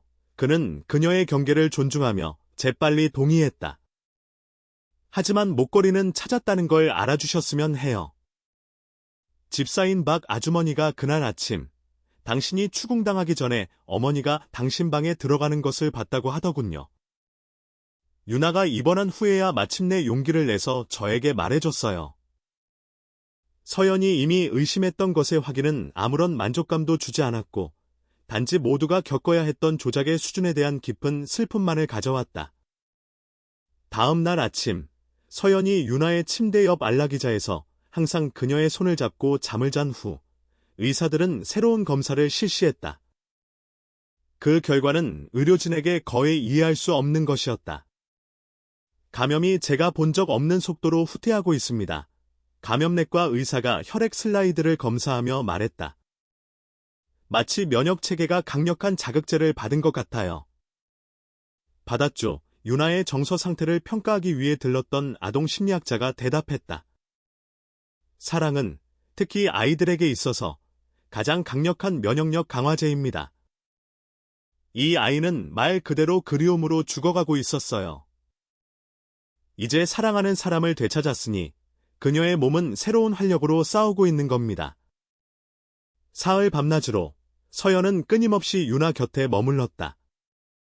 그녀는 짧은 쪽잠만 잤고 민준이 억지로 가져다 주는 것만 먹었으며 기본적인 필요를 해결하기 위해서조차 방을 떠나기를 거부했다. 마치 자신이 멀어지면 소녀가 다시 악화될까 두려워하는 것 같았다. 하지만 그녀의 행동에는 단순한 헌신 이상의 것이 있었다. 아무도 보고 있지 않다고 믿는 순간에 서연은 특이한 행동을 했다. 그녀는 유나의 가슴에 손을 얹고 눈을 감고 고대의 기도처럼 들리지 않는 말을 중얼거렸다. 그녀의 얼굴은 강렬한 집중의 표정을 띠었고 거의 만져질 듯한 평화가 그녀의 존재에서 흘러나오는 것 같았다. 민주는 셋째 날 새벽에 그 의식을 목격했다. 그는 커피를 가지러 나갔다가 조용히 방으로 돌아왔다. 그는 문 앞에 멈춰 서서 매혹과 경외심이 뒤섞인 채 그 장면을 지켜보았다. 뭘 하고 있는 거예요? 서연이 마침내 눈을 떴을 때 그가 부드럽게 물었다. 그녀는 들킨 것에 분명히 당황하며 깜짝 놀랐다. 저는 할머니께서 가르쳐 주신 거예요. 그녀는 마지못해 설명했다. 할머니는 어떤 사람들은 그분을 무당이라고 불렀고 다른 사람들은 약손 할머니라고 불렀어요. 제가 자란 전라도의 작은 시골 마을에서는 의사들이 돕지 못할 때 많은 사람들이 그분을 찾아갔죠. 무당이요. 민주는 서연이 예상했던 회의적인 어조 없이 반복했다. 내 할머니는 어떤 사람들은 타고난 재능, 즉 치유 에너지를 전달하고 필요한 사람에게 긍정적인 힘을 향하게 하는 능력을 가지고 태어난다고 하셨어요. 서연은 불편한 듯 어깨를 으쓱했다. 미신처럼 들리는 건 알지만 할머니는 저에게 몇 가지 기도와 절차를 가르쳐 주셨어요. 제가 그 재능을 물려받았지만 온 영혼의 힘을 다해 사랑할 사람을 만났을 때만 완전히 발현될 거라고 하셨죠. 그녀의 입가에 슬픈 미소가 번졌다. 지금까지는 정말로 믿지 않았어요. 민주는 다가와서 평화롭게 잠든 유나를 바라보았다. 그녀의 작은 얼굴은 점차 건강한 혈색을 되찾고 있었다. 의사들은 아이의 회복을 설명할 수 없다고 부르고 있어요. 어제까지만 해도 가장 강력한 항생제에 저항하던 감염이 오늘은 거의 통제되었어요. 체온도 몇 주 만에 처음으로 정상이고요. 사랑이에요. 서연이 간단히 말했다. 아이는 싸우고 살고 싶어할 이유가 필요했어요. 민주는 오랫동안 그녀를 바라보았다. 그리고 당신이 아이 위에 손을 얹고 하는 그 행동. 그게 도움이 된다고 믿으세요. 서연은 망설였다. 모르겠어요. 어쩌면 그저 저 자신을 위한 위안일지도 몰라요. 단순히 기다리는 것 이상으로 무언가를 하고 있다는 느낌을 받는 방법이죠. 아니면 어쩌면 할머니가 옳았을지도 몰라요. 사랑이 충분히 강할 때 한 사람에게서 다른 사람으로 전달되는 설명할 수 없는 무언가가 있을지도요. 놀랍게도 민주는 웃거나 비웃지 않았다. 오히려 그의 눈은 깊은 감동으로 가득 찼다. 그럼 계속하세요. 그가 간단히 말했다. 해야 할 일을 하세요. 단지 멈추지 마세요. 나흘째 되는 날 오후, 기적은 완성되었다. 감염은 완전히 사라졌고 열은 다시 오르지 않았으며 유나의 혈액 수치는 거의 정상이었다. 의료진은 면밀한 상담과 분석 끝에 그녀가 마침내 중환자실을 나와 일반 병실로 옮겨질 수 있다는 데 동의했다. 제가 본 가장 놀라운 회복 사례입니다. 수석 의사가 전원 서류에 서명하며 민준에게 말했다. 제 눈으로 직접 보지 않았다면 믿지 않았을 겁니다. 모두 그녀 덕분입니다. 민준은 서연이 유나의 양치질을 돕고 있는 병실 창문을 통해 바라보며 대답했다. 단순하고 일상적인 일이었지만 이제는 그 자체로 기적처럼 보였다. 그녀가 제 딸을 다시 살려냈어요. 2번이나요. 사흘 후 마침내 병원을 떠날 때가 되었을 때 유나는 이미 복도를 걸어 다니고 활기차게 대화하며 왕성한 식욕으로 식사하고 있었다. 그녀의 회복에 여전히 감탄하던 의사들은 정기적인 추적 관찰을 권장했지만 그녀가 집으로 돌아갈 만큼 충분히 건강하다는 데 동의했다. 집. 민준이 귀가 준비를 언급했을 때 서연이 생각에 잠겨대뇌었다. 그들은 유나가 마지막 검진을 받는 동안 병원 카페테리아에 이제 우리에게는 세상의 모든 시간이 있어요. 그날 오후 그들이 병원을 떠날 때 유나는 그들 사이에 서서 두 사람의 손을 잡고 있었다. 서연은 아마도 평생 느껴보지 못했던 평화를 느꼈다. 오랫동안 끊임없는 무게로 짊어지고 있던 아기를 잃은 고통이 마침내 완화되기 시작하는 것 같았다. 그를 덜 사랑하거나 잊었다는 것이 아니었다. 결코 잊지 않을 것이다. 하지만 이제 그녀의 마음속에는 새로운 종류의 사랑을 위한 공간이 생겼다. 이전의 사랑을 대체하는 것이 아니라 그것에 더해져 그녀가 느끼고 온전히 살아갈 수 있는 능력을 확장시키는 사랑이었다. 최 씨 댁에 도착했을 때 놀라운 일이 그들을 기다리고 있었다. 한 여사가 문 앞에 서서 분명히 그들을 기다리고 있었다. 그녀의 평소 엄격한 얼굴은 서연이 마지막으로 본 지 몇 주 만에 몇 년은 늙어 보였다. 그녀의 표정에는 서연이 결코 가능하리라 상상하지 못했던 취약함이 있었다. 민주는 즉시 긴장하며 세상에서 가장 사랑하는 두 사람과 어머니 사이에 보호적으로 섰다. 어머니, 그가 차갑게 말했다. 여기서 뵐 줄은 몰랐네요. 여러분과 얘기 좀 할 수 있을까요? 한 여사가 평소의 권위가 사라진 목소리로 요청했다. 여러분 모두 와요. 민주는 마치 그녀의 지도를 구하듯 서연을 보며 망설였다. 그녀는 살짝 고개를 끄덕였고 자신에게 그토록 많은 해를 끼친 여자의 말을 들을 준비가 된 자신에게 놀랐다. 할머니, 유나가 어른들의 손을 놓고 할머니에게 달려가며 외쳤다. 그 제스처의 자발성은 소녀가 평소 한 여사를 대하던 두려움 섞인 격식과는 너무나 달라서 모두를 놀라게 했다. 나이든 여자는 무릎을 꿇고 서연이 결코 보리라 상상하지 못했던 또 다른 제스처, 손녀를 껴안았고 평소 무표정한 얼굴에 진짜 눈물이 흘러내렸다. 내 아가, 그녀가 유나를 꼭 껴안으며 속삭였다. 괜찮구나. 하느님 감사합니다. 네가 괜찮아서. 민준과 서연은 그 이례적인 감정 표현에 혼란스러운 시선을 교환했다. 그들은 한 여사와 유나를 따라 저택 안으로 불과 몇 주 전 서연을 가족과 갈라놓았던 대립이 일어났던 거실로 들어갔다. 유나야, 얘야, 박 아주머니랑 부엌에 가서 특별 간식 좀 먹고 오지 않겠니? 할머니는 내 아빠라. 그리고 서연 씨랑 얘기 좀 해야 해서. 소녀는 여전히 그녀와 헤어지는 것을 두려워하며 서연을 망설이며 쳐다보았다. 괜찮아. 공주님, 서연이 그녀의 이마에 입을 맞추며 안심시켰다. 간식 다 먹고 와도 여기 그대로 있을게. 약속해. 그들이 단둘이 남았을 때 불편한 침묵이 방을 채웠다. 마침내 한 여사가 깊은 숨을 내쉬고 말하기 시작했다. 먼저 분명히 해야 할 것이 있습니다. 제가 한 짓은 용서받을 수 없는 일이었어요. 용서를 기대하지도 않고 받을 자격도 없습니다. 저는 고의적이고 잔인하게 당신에게 덫을 놓았어요. 서연 씨, 그 목걸이를 심었고 거짓말을 지어냈고 제 아들까지 조종했죠. 고백의 솔직함에 서연은 잠시 할 말을 잃었다.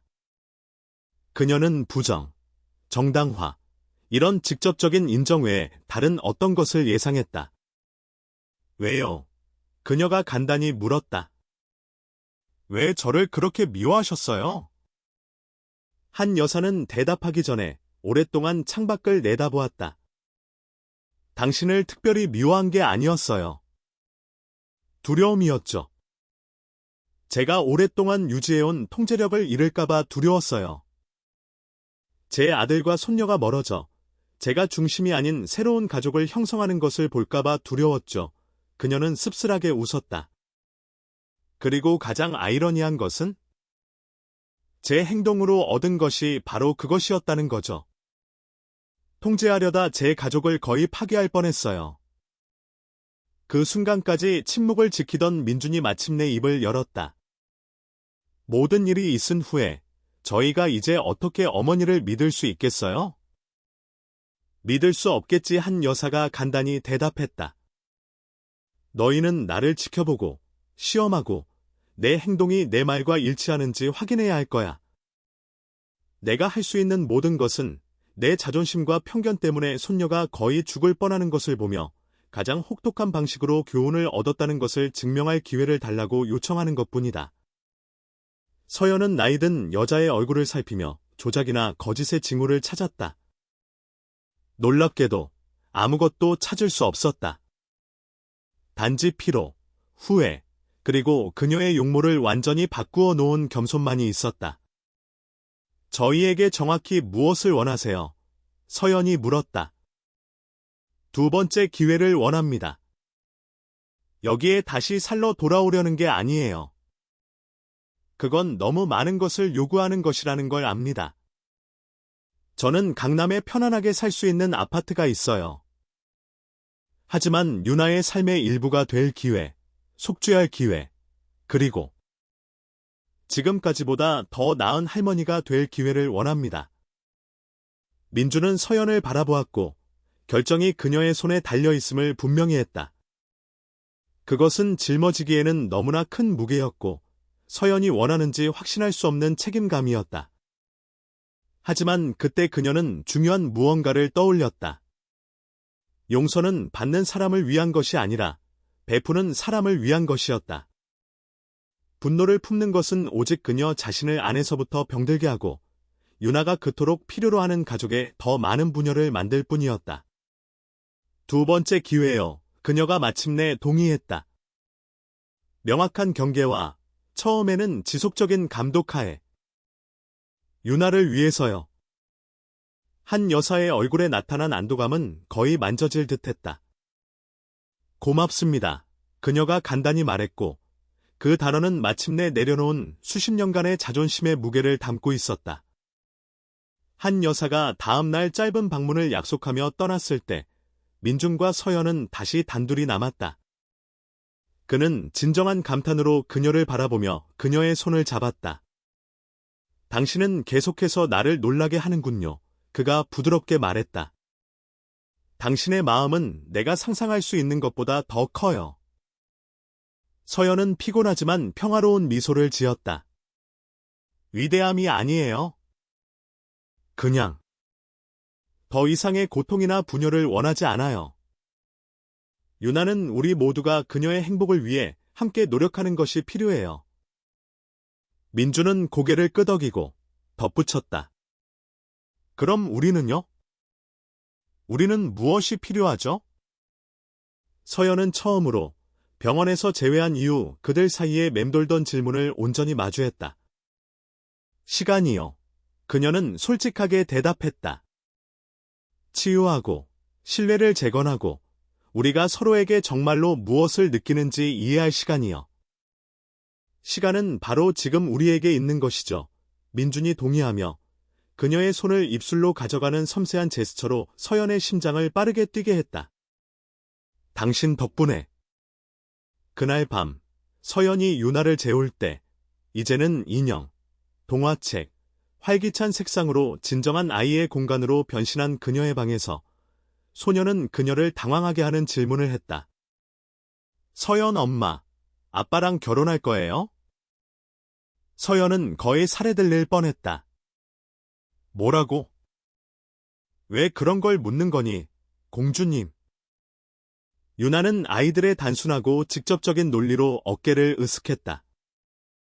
두 분이 이야기 속 왕자님과 공주님처럼 서로를 쳐다보니까요. 그리고 저는 엄마가 진짜 제 엄마가 됐으면 좋겠어요. 서연은 생각을 정리할 시간을 벌기 위해 소녀의 이마에 입을 맞추었다. 있잖아, 유나야. 어떤 일들은 제때에 일어나야 한단다. 내 아빠랑 나는 서로를 더 잘 알아가고 우리 감정을 이해하는 중이야. 하지만 한 가지는 약속할 수 있어. 무슨 일이 일어나든 나는 항상 내 마음 속의 엄마가 될 거야. 그 대답은 아이를 만족시킨 듯했고 아이는 눈을 감기 전에 졸린 미소를 지었다. 서연은 아이가 깊이 잠들었다는 것을 확신할 때까지 곁에 머물다가 조용히 방을 나섰다. 복도에서 그녀는 민준이 벽에 기댄 채 침대 위에서 뛰면서 개미와 나비에 대해 소리치며 제 방을 침범했죠. 지난 6개월은 신중한 재건의 여정이었다. 서연은 공식적으로 저택으로 이사했지만 별도의 방을 유지하기를 고집했다. 유나를 위해서라도 제대로 해야 해요. 그녀는 주장했고 민주는 그들 사이에 커져가는 욕망이 그 분리를 점점 더 어렵게 만들었음에도 불구하고 그녀의 결정을 존중했다. 그들의 관계는 상호 존중, 정직한 소통, 그리고 무엇보다도 유나에 대한 공유된 사랑이라는 견고한 기반 위에 천천히 꽃을 피웠다. 아이가 잠든 후의 촛불 저녁 식사, 수영장 옆에서 보낸 따뜻한 여름밤의 긴 대화, 작은 주말 여행. 함께하는 모든 순간이 그들 사이의 유대를 깊게 했다. 민주는 직업적으로도 변했다. 그는 회사에서 더 많은 책임을 위임하여 하루 16시간이던 근무 시간을 10시간으로 줄였다. 그는 매일 아침 유나와 함께 아침 식사를 했고 가족 저녁 식사 의식을 거의 놓치지 않았다. 우리 공주님은 지금 어디 있죠? 그가 케이크 반죽을 조금 훔쳐 먹으며 물었다. 서연은 장난스럽게 그의 손을 쳤다. 한 여사님과 정원에 있어요. 소풍에 가져갈 꽃을 따고 있어요. 시어머니에 대한 언급은 여전히 그들 사이에 약간의 긴장을 유발했지만 이전보다는 훨씬 덜했다. 솔직히 말해서 한 여사는 진정한 변화 과정으로 모두를 놀라게 했다. 그녀는 약속대로 강남의 아파트로 이사했고 정기적으로 가족을 방문했다. 항상 서연과 민준이 정한 경계를 존중하면서 특히 손녀와의 관계는 예상치 못한 방식으로 꽃을 피웠다. 엄격함은 인내심으로 바뀌었고 통제는 사랑스러운 지도로 변했다. 한 여사는 70세에 이르러서야 아이와 단순히 노는 기쁨, 매일의 작은 발견에 감탄하는 기쁨, 조건이나 기대 없이 사랑받는 기쁨을 발견했다. 어제 다음 주에 유나를 어린이 연극에 데려가도 되냐고 물어보시더라고요. 서연이 오븐에 틀을 넣으며 말했다. 인어공주를 공연하는 것 같아요. 그래서 뭐라고 했어요? 민준이 조심스럽게 물었다. 물론 된다고 했죠. 서연이 미소 지으며 대답했다. 어머님은 노력하고 계세요. 민준 씨. 그리고 유나는 할머니와의 그런 시간들을 아주 좋아해요. 민준은 이번에는 더 힘껏 그녀를 다시 껴안았다. 당신은 정말 대단해요. 알아요? 당신 입장이었다면 대부분의 사람들은 아직도 원한을 품고 있을 거예요. 서연은 그를 마주보기 위해 돌아섰다. 원한은 그걸 품고 있는 사람만 병들게 해요. 게다가 그녀는 적절한 단어를 찾으며 망설였다. 우리가 유나를 거의 잃을 뻔했을 때 제 안에서 무언가 변했어요. 인생이 너무나 소중하고 너무나 연약해서 원망으로 낭비할 수 없다는 걸 깨달았죠. 그는 그녀에게 부드럽게 입을 맞추었다. 몇 달이 지났음에도 여전히 그녀의 뱃속에 나비가 날아다니는 듯한 느낌을 주는 입맞춤이었다. 사랑해요. 그가 간단히 말했다. 매일 더 많이. 나도 사랑해요. 그녀는 여전히 조금은 두려운 그 고백의 취약함을 자신에게 허락하며 대답했다. 그 순간은 작은 에너지 폭풍처럼 부엌으로 달려들어온 유나에 의해 중단되었다. 6개월 전에 창백하고 조용한 아이와 비교하면 거의 알아볼 수 없었다.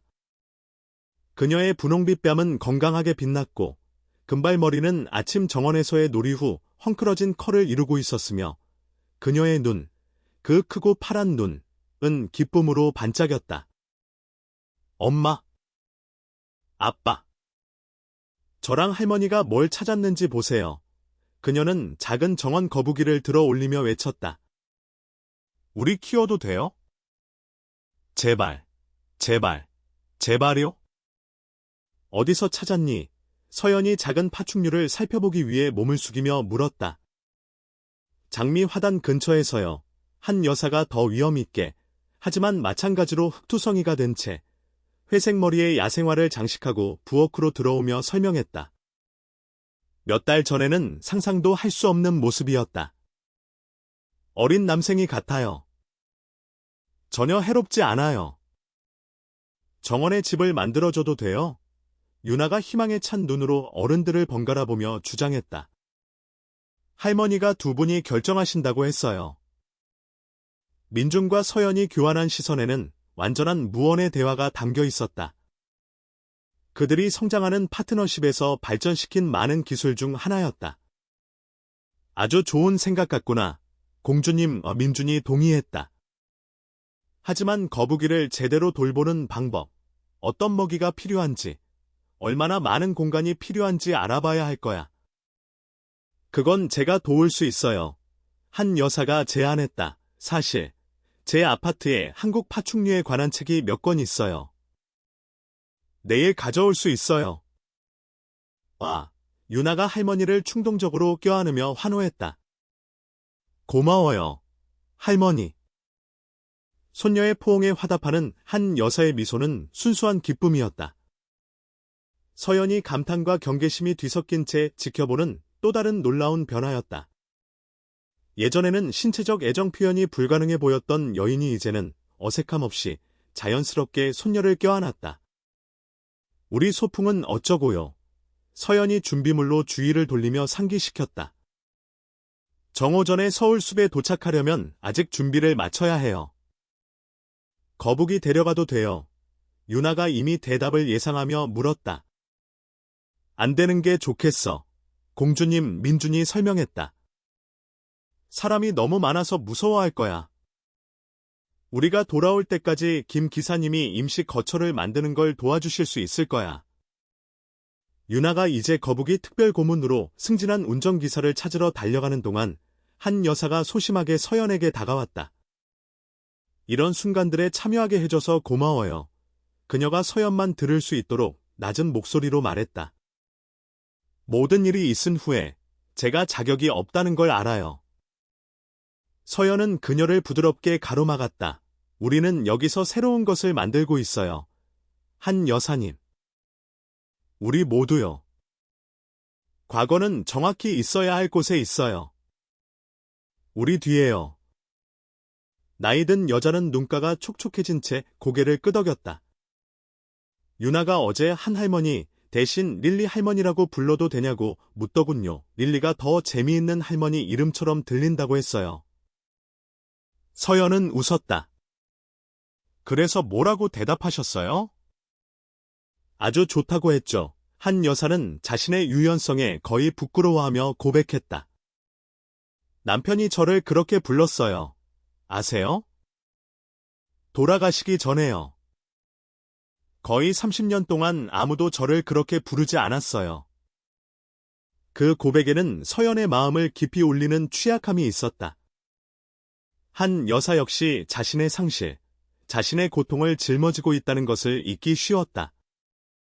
그것이 그녀의 과거 행동을 정당화하지는 않더라도 적어도 이해하는 데는 도움이 되었다. 릴리 할머니가 어울려요. 서연이 진심으로 말했다. 이 새로운 모습의 여사님께요. 공원에서의 소풍날은 완벽했다. 기억에 새겨지고 가족의 직무를 만드는 그런 종류의 날이었다. 그들은 잎이 무성한 나무 아래에 큰 체크문에 담요를 깔고 정성껏 준비한 음식을 즐기고 비눗방울을 쫓아다니고 호수의 오리들에게 먹이를 주었다. 유나는 민준에게 그네를 하늘만큼 높이 밀어달라고 설득했고 그는 순순히 응했다. 서연은 선물로 받은 새 카메라로 모든 것을 사진에 담았다. 늦은 오후, 유나는 차 뒷좌석에서 지쳐 잠이 들었다. 서연의 무릎에 머리를 기댄 채 잠결에도 입가에는 미소가 떠나지 않았다. 아이가 정말 평화로워 보여요. 민준이 백미러로 그들을 보며 말했다. 서연은 소녀의 금발머리를 쓰다듬었다. 그래요. 마침내 아이에게 필요한 모든 것을 가졌으니까요. 안전, 규칙적인 생활, 즐거움, 그리고 무엇보다도 무조건적인 사랑이요. 저택에 도착했을 때 민주는 잠든 유나를 그녀의 방까지 안고 갔다. 이제는 부드러운 파란색과 초록색 톤의 벽, 집 모양의 침대, 책과 장난감으로 가득 찬 선반으로 진정한 아이의 방처럼 유나가 결혼식 계획을 시작하기 전에 우리에게 얼마나 시간을 줄 것 같아요. 민준이 마침내 헤어졌을 때 농담을 던졌다.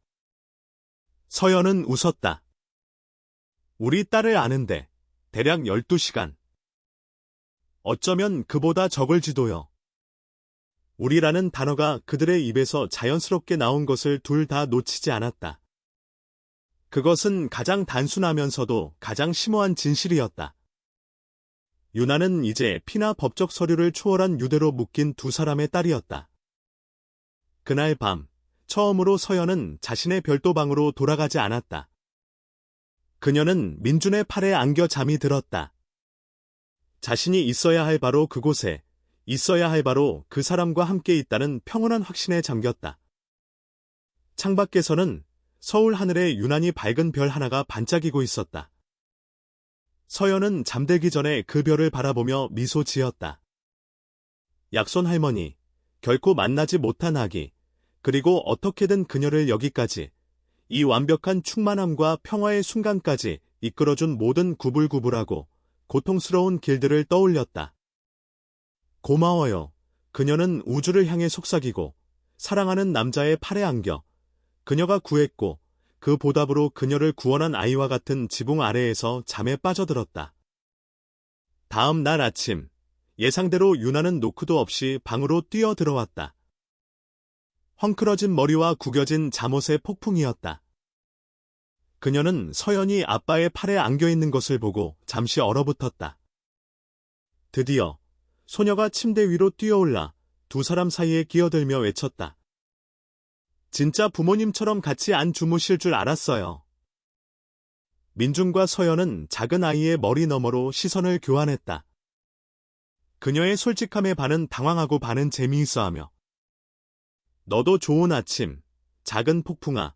민준이 딸의 정수리에 입을 맞추며 대답했다. 그럼 이제 우리 공식적인 가족이 되는 거예요. 유나가 갑자기 진지하게 물었다. 결혼식도 하고요?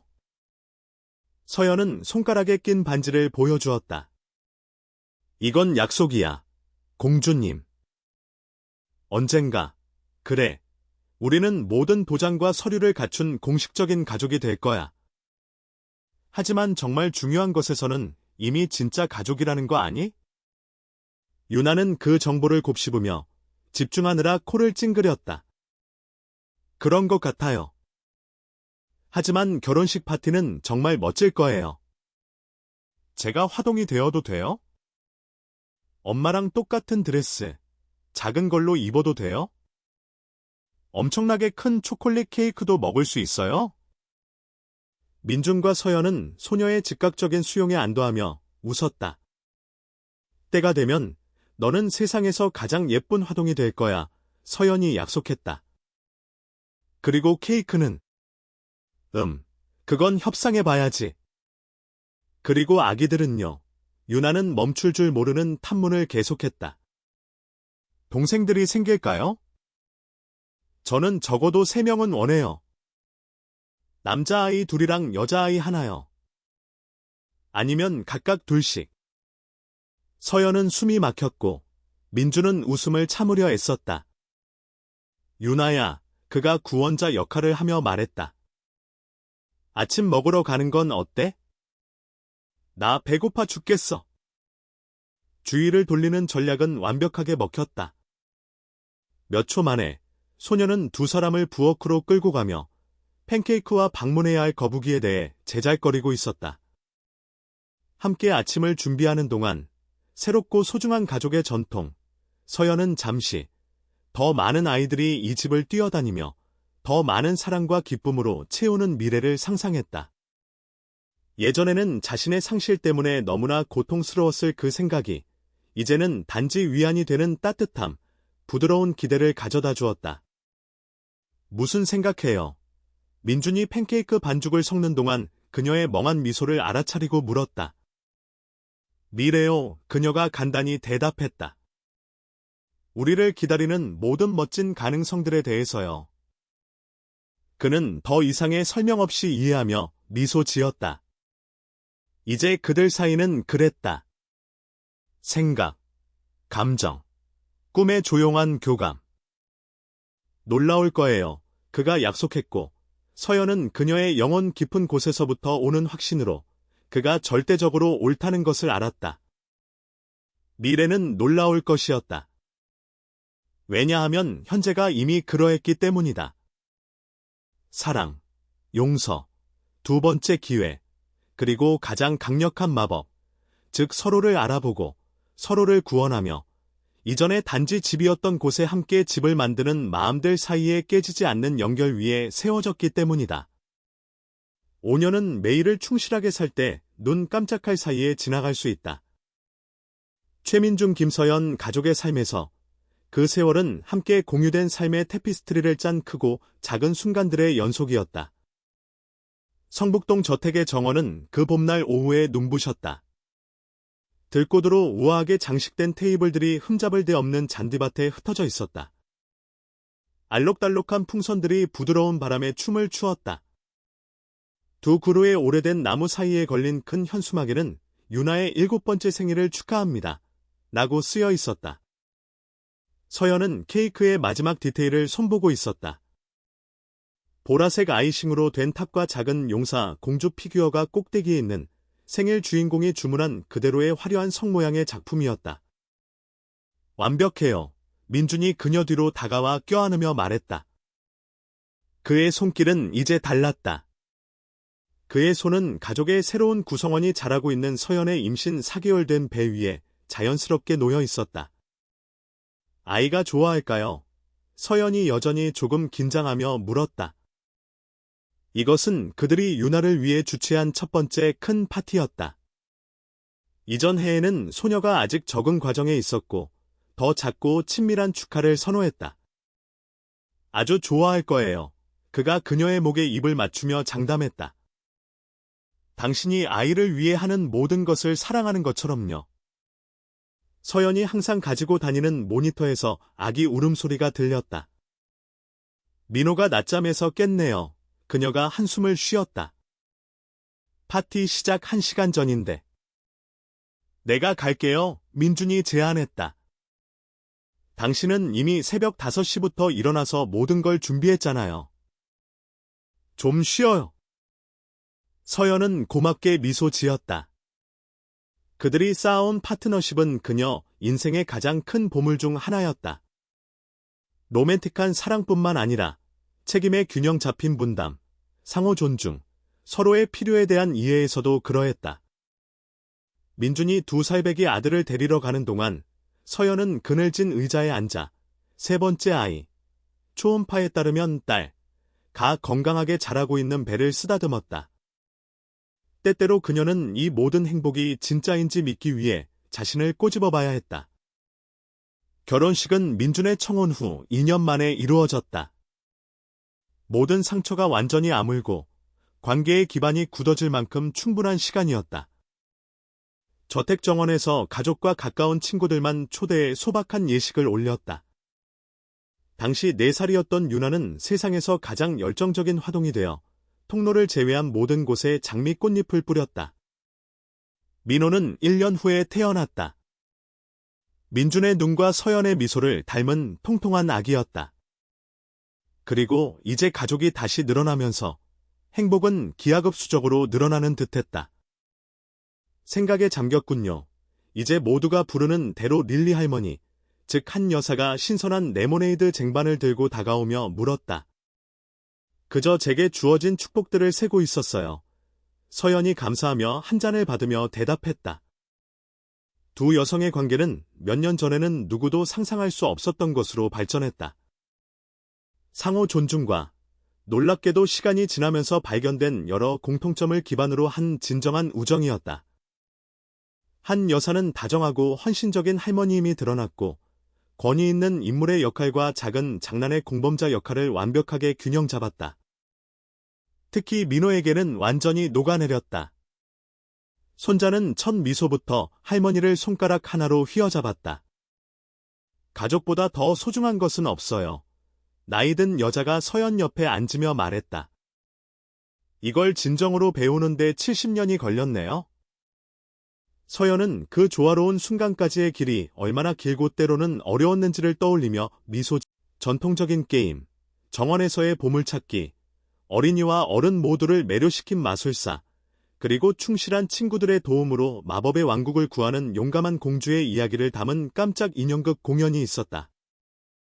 생일 축하 노래를 부를 시간이 되었을 때 유나는 친구들과 예상치 못하고 멋진 방식으로 성장한 가족에 둘러싸여 환하게 빛나고 있었다.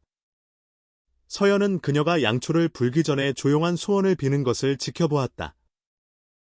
여전히 마법을 굳게 믿는 아이들 특유의 집중력으로 눈을 꼭 감고 있었다.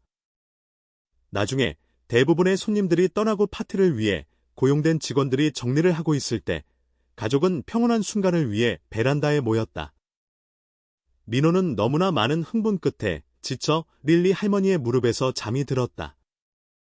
민준과 서연은 나란히 앉아 그들의 맞잡은 손은 작은 유진, 기재 유나를 매료시키는 약손 할머니, 서연의 할머니를 기리기 위해 선택된 이름, 기이 자라고 있는 배 위에 놓여 있었다. 역대 최고의 생일이었어요.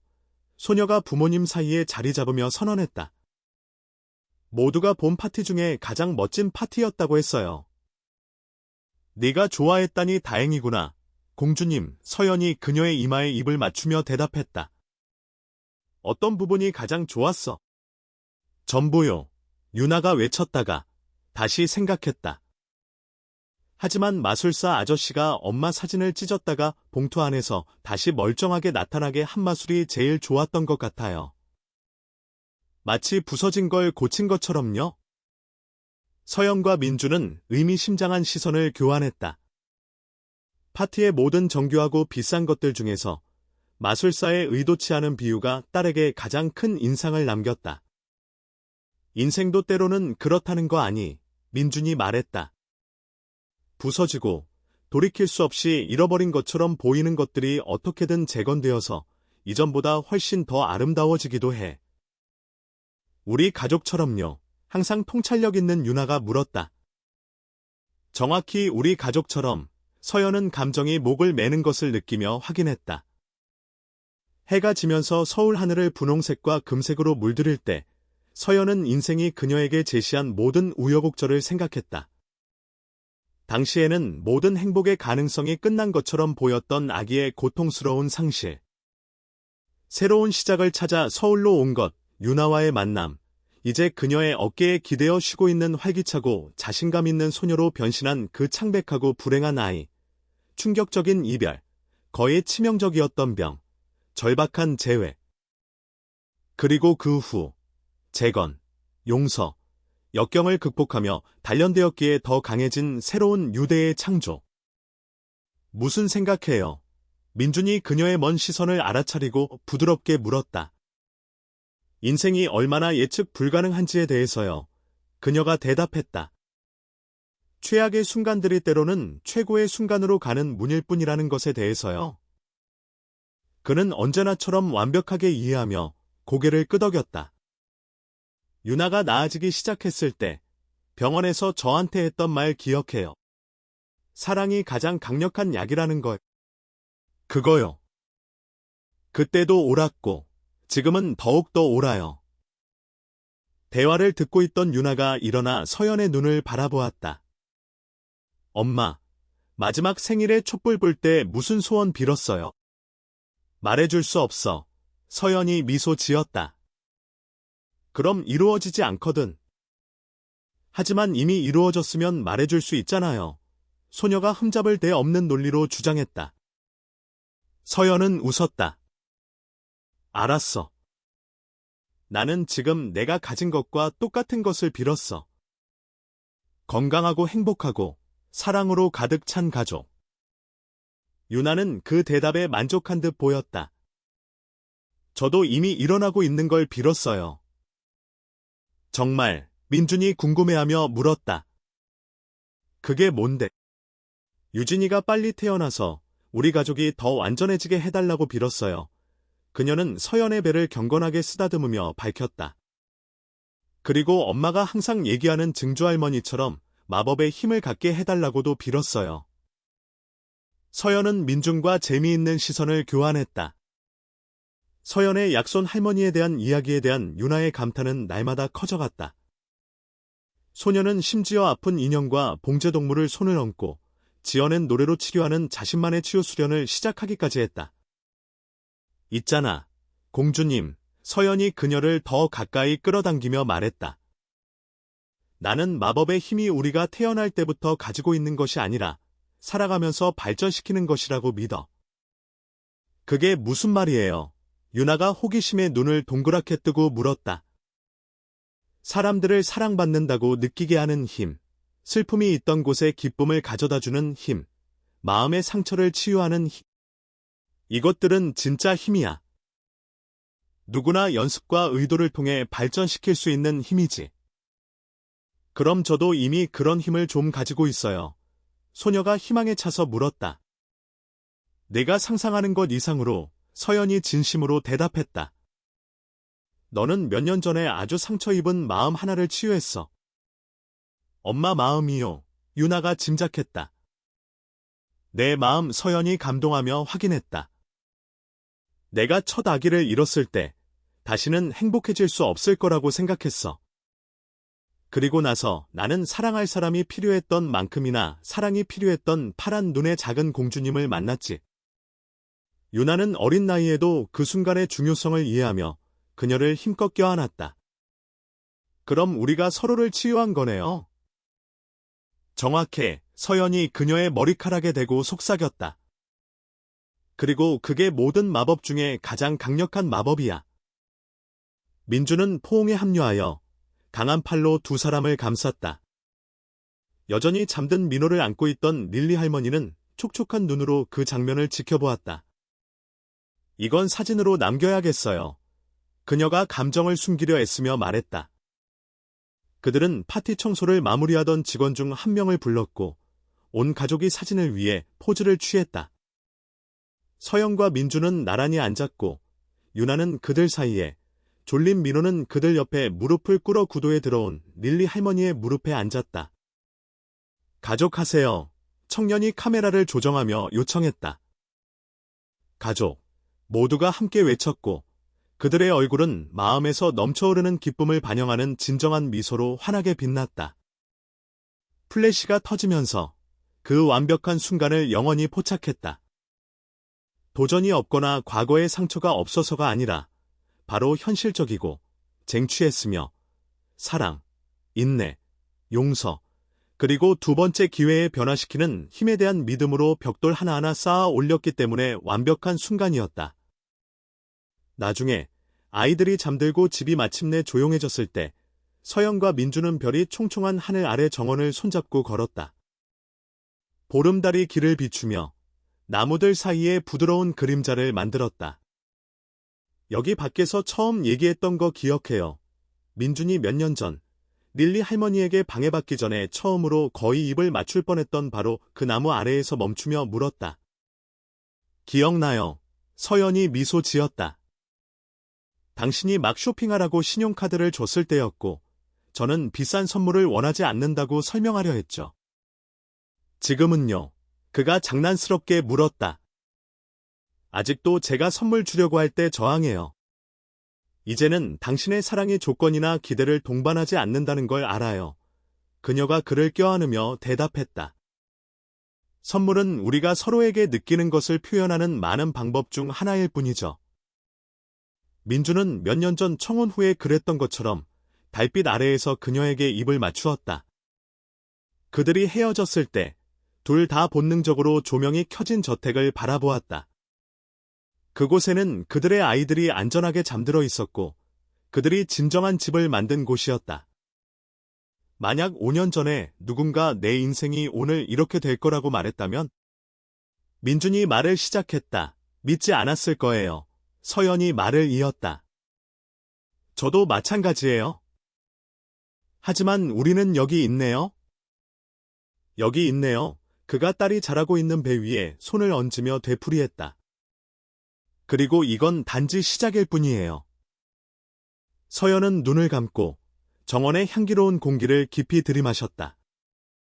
옆에 있는 사랑하는 남자의 온기, 태어나지 않은 딸의 부드러운 움직임, 마침내 세상에서 자신의 자리를 찾은 사람의 깊은 평화를 느꼈다. 많은 멋진 이야기들의 시작이죠. 그녀는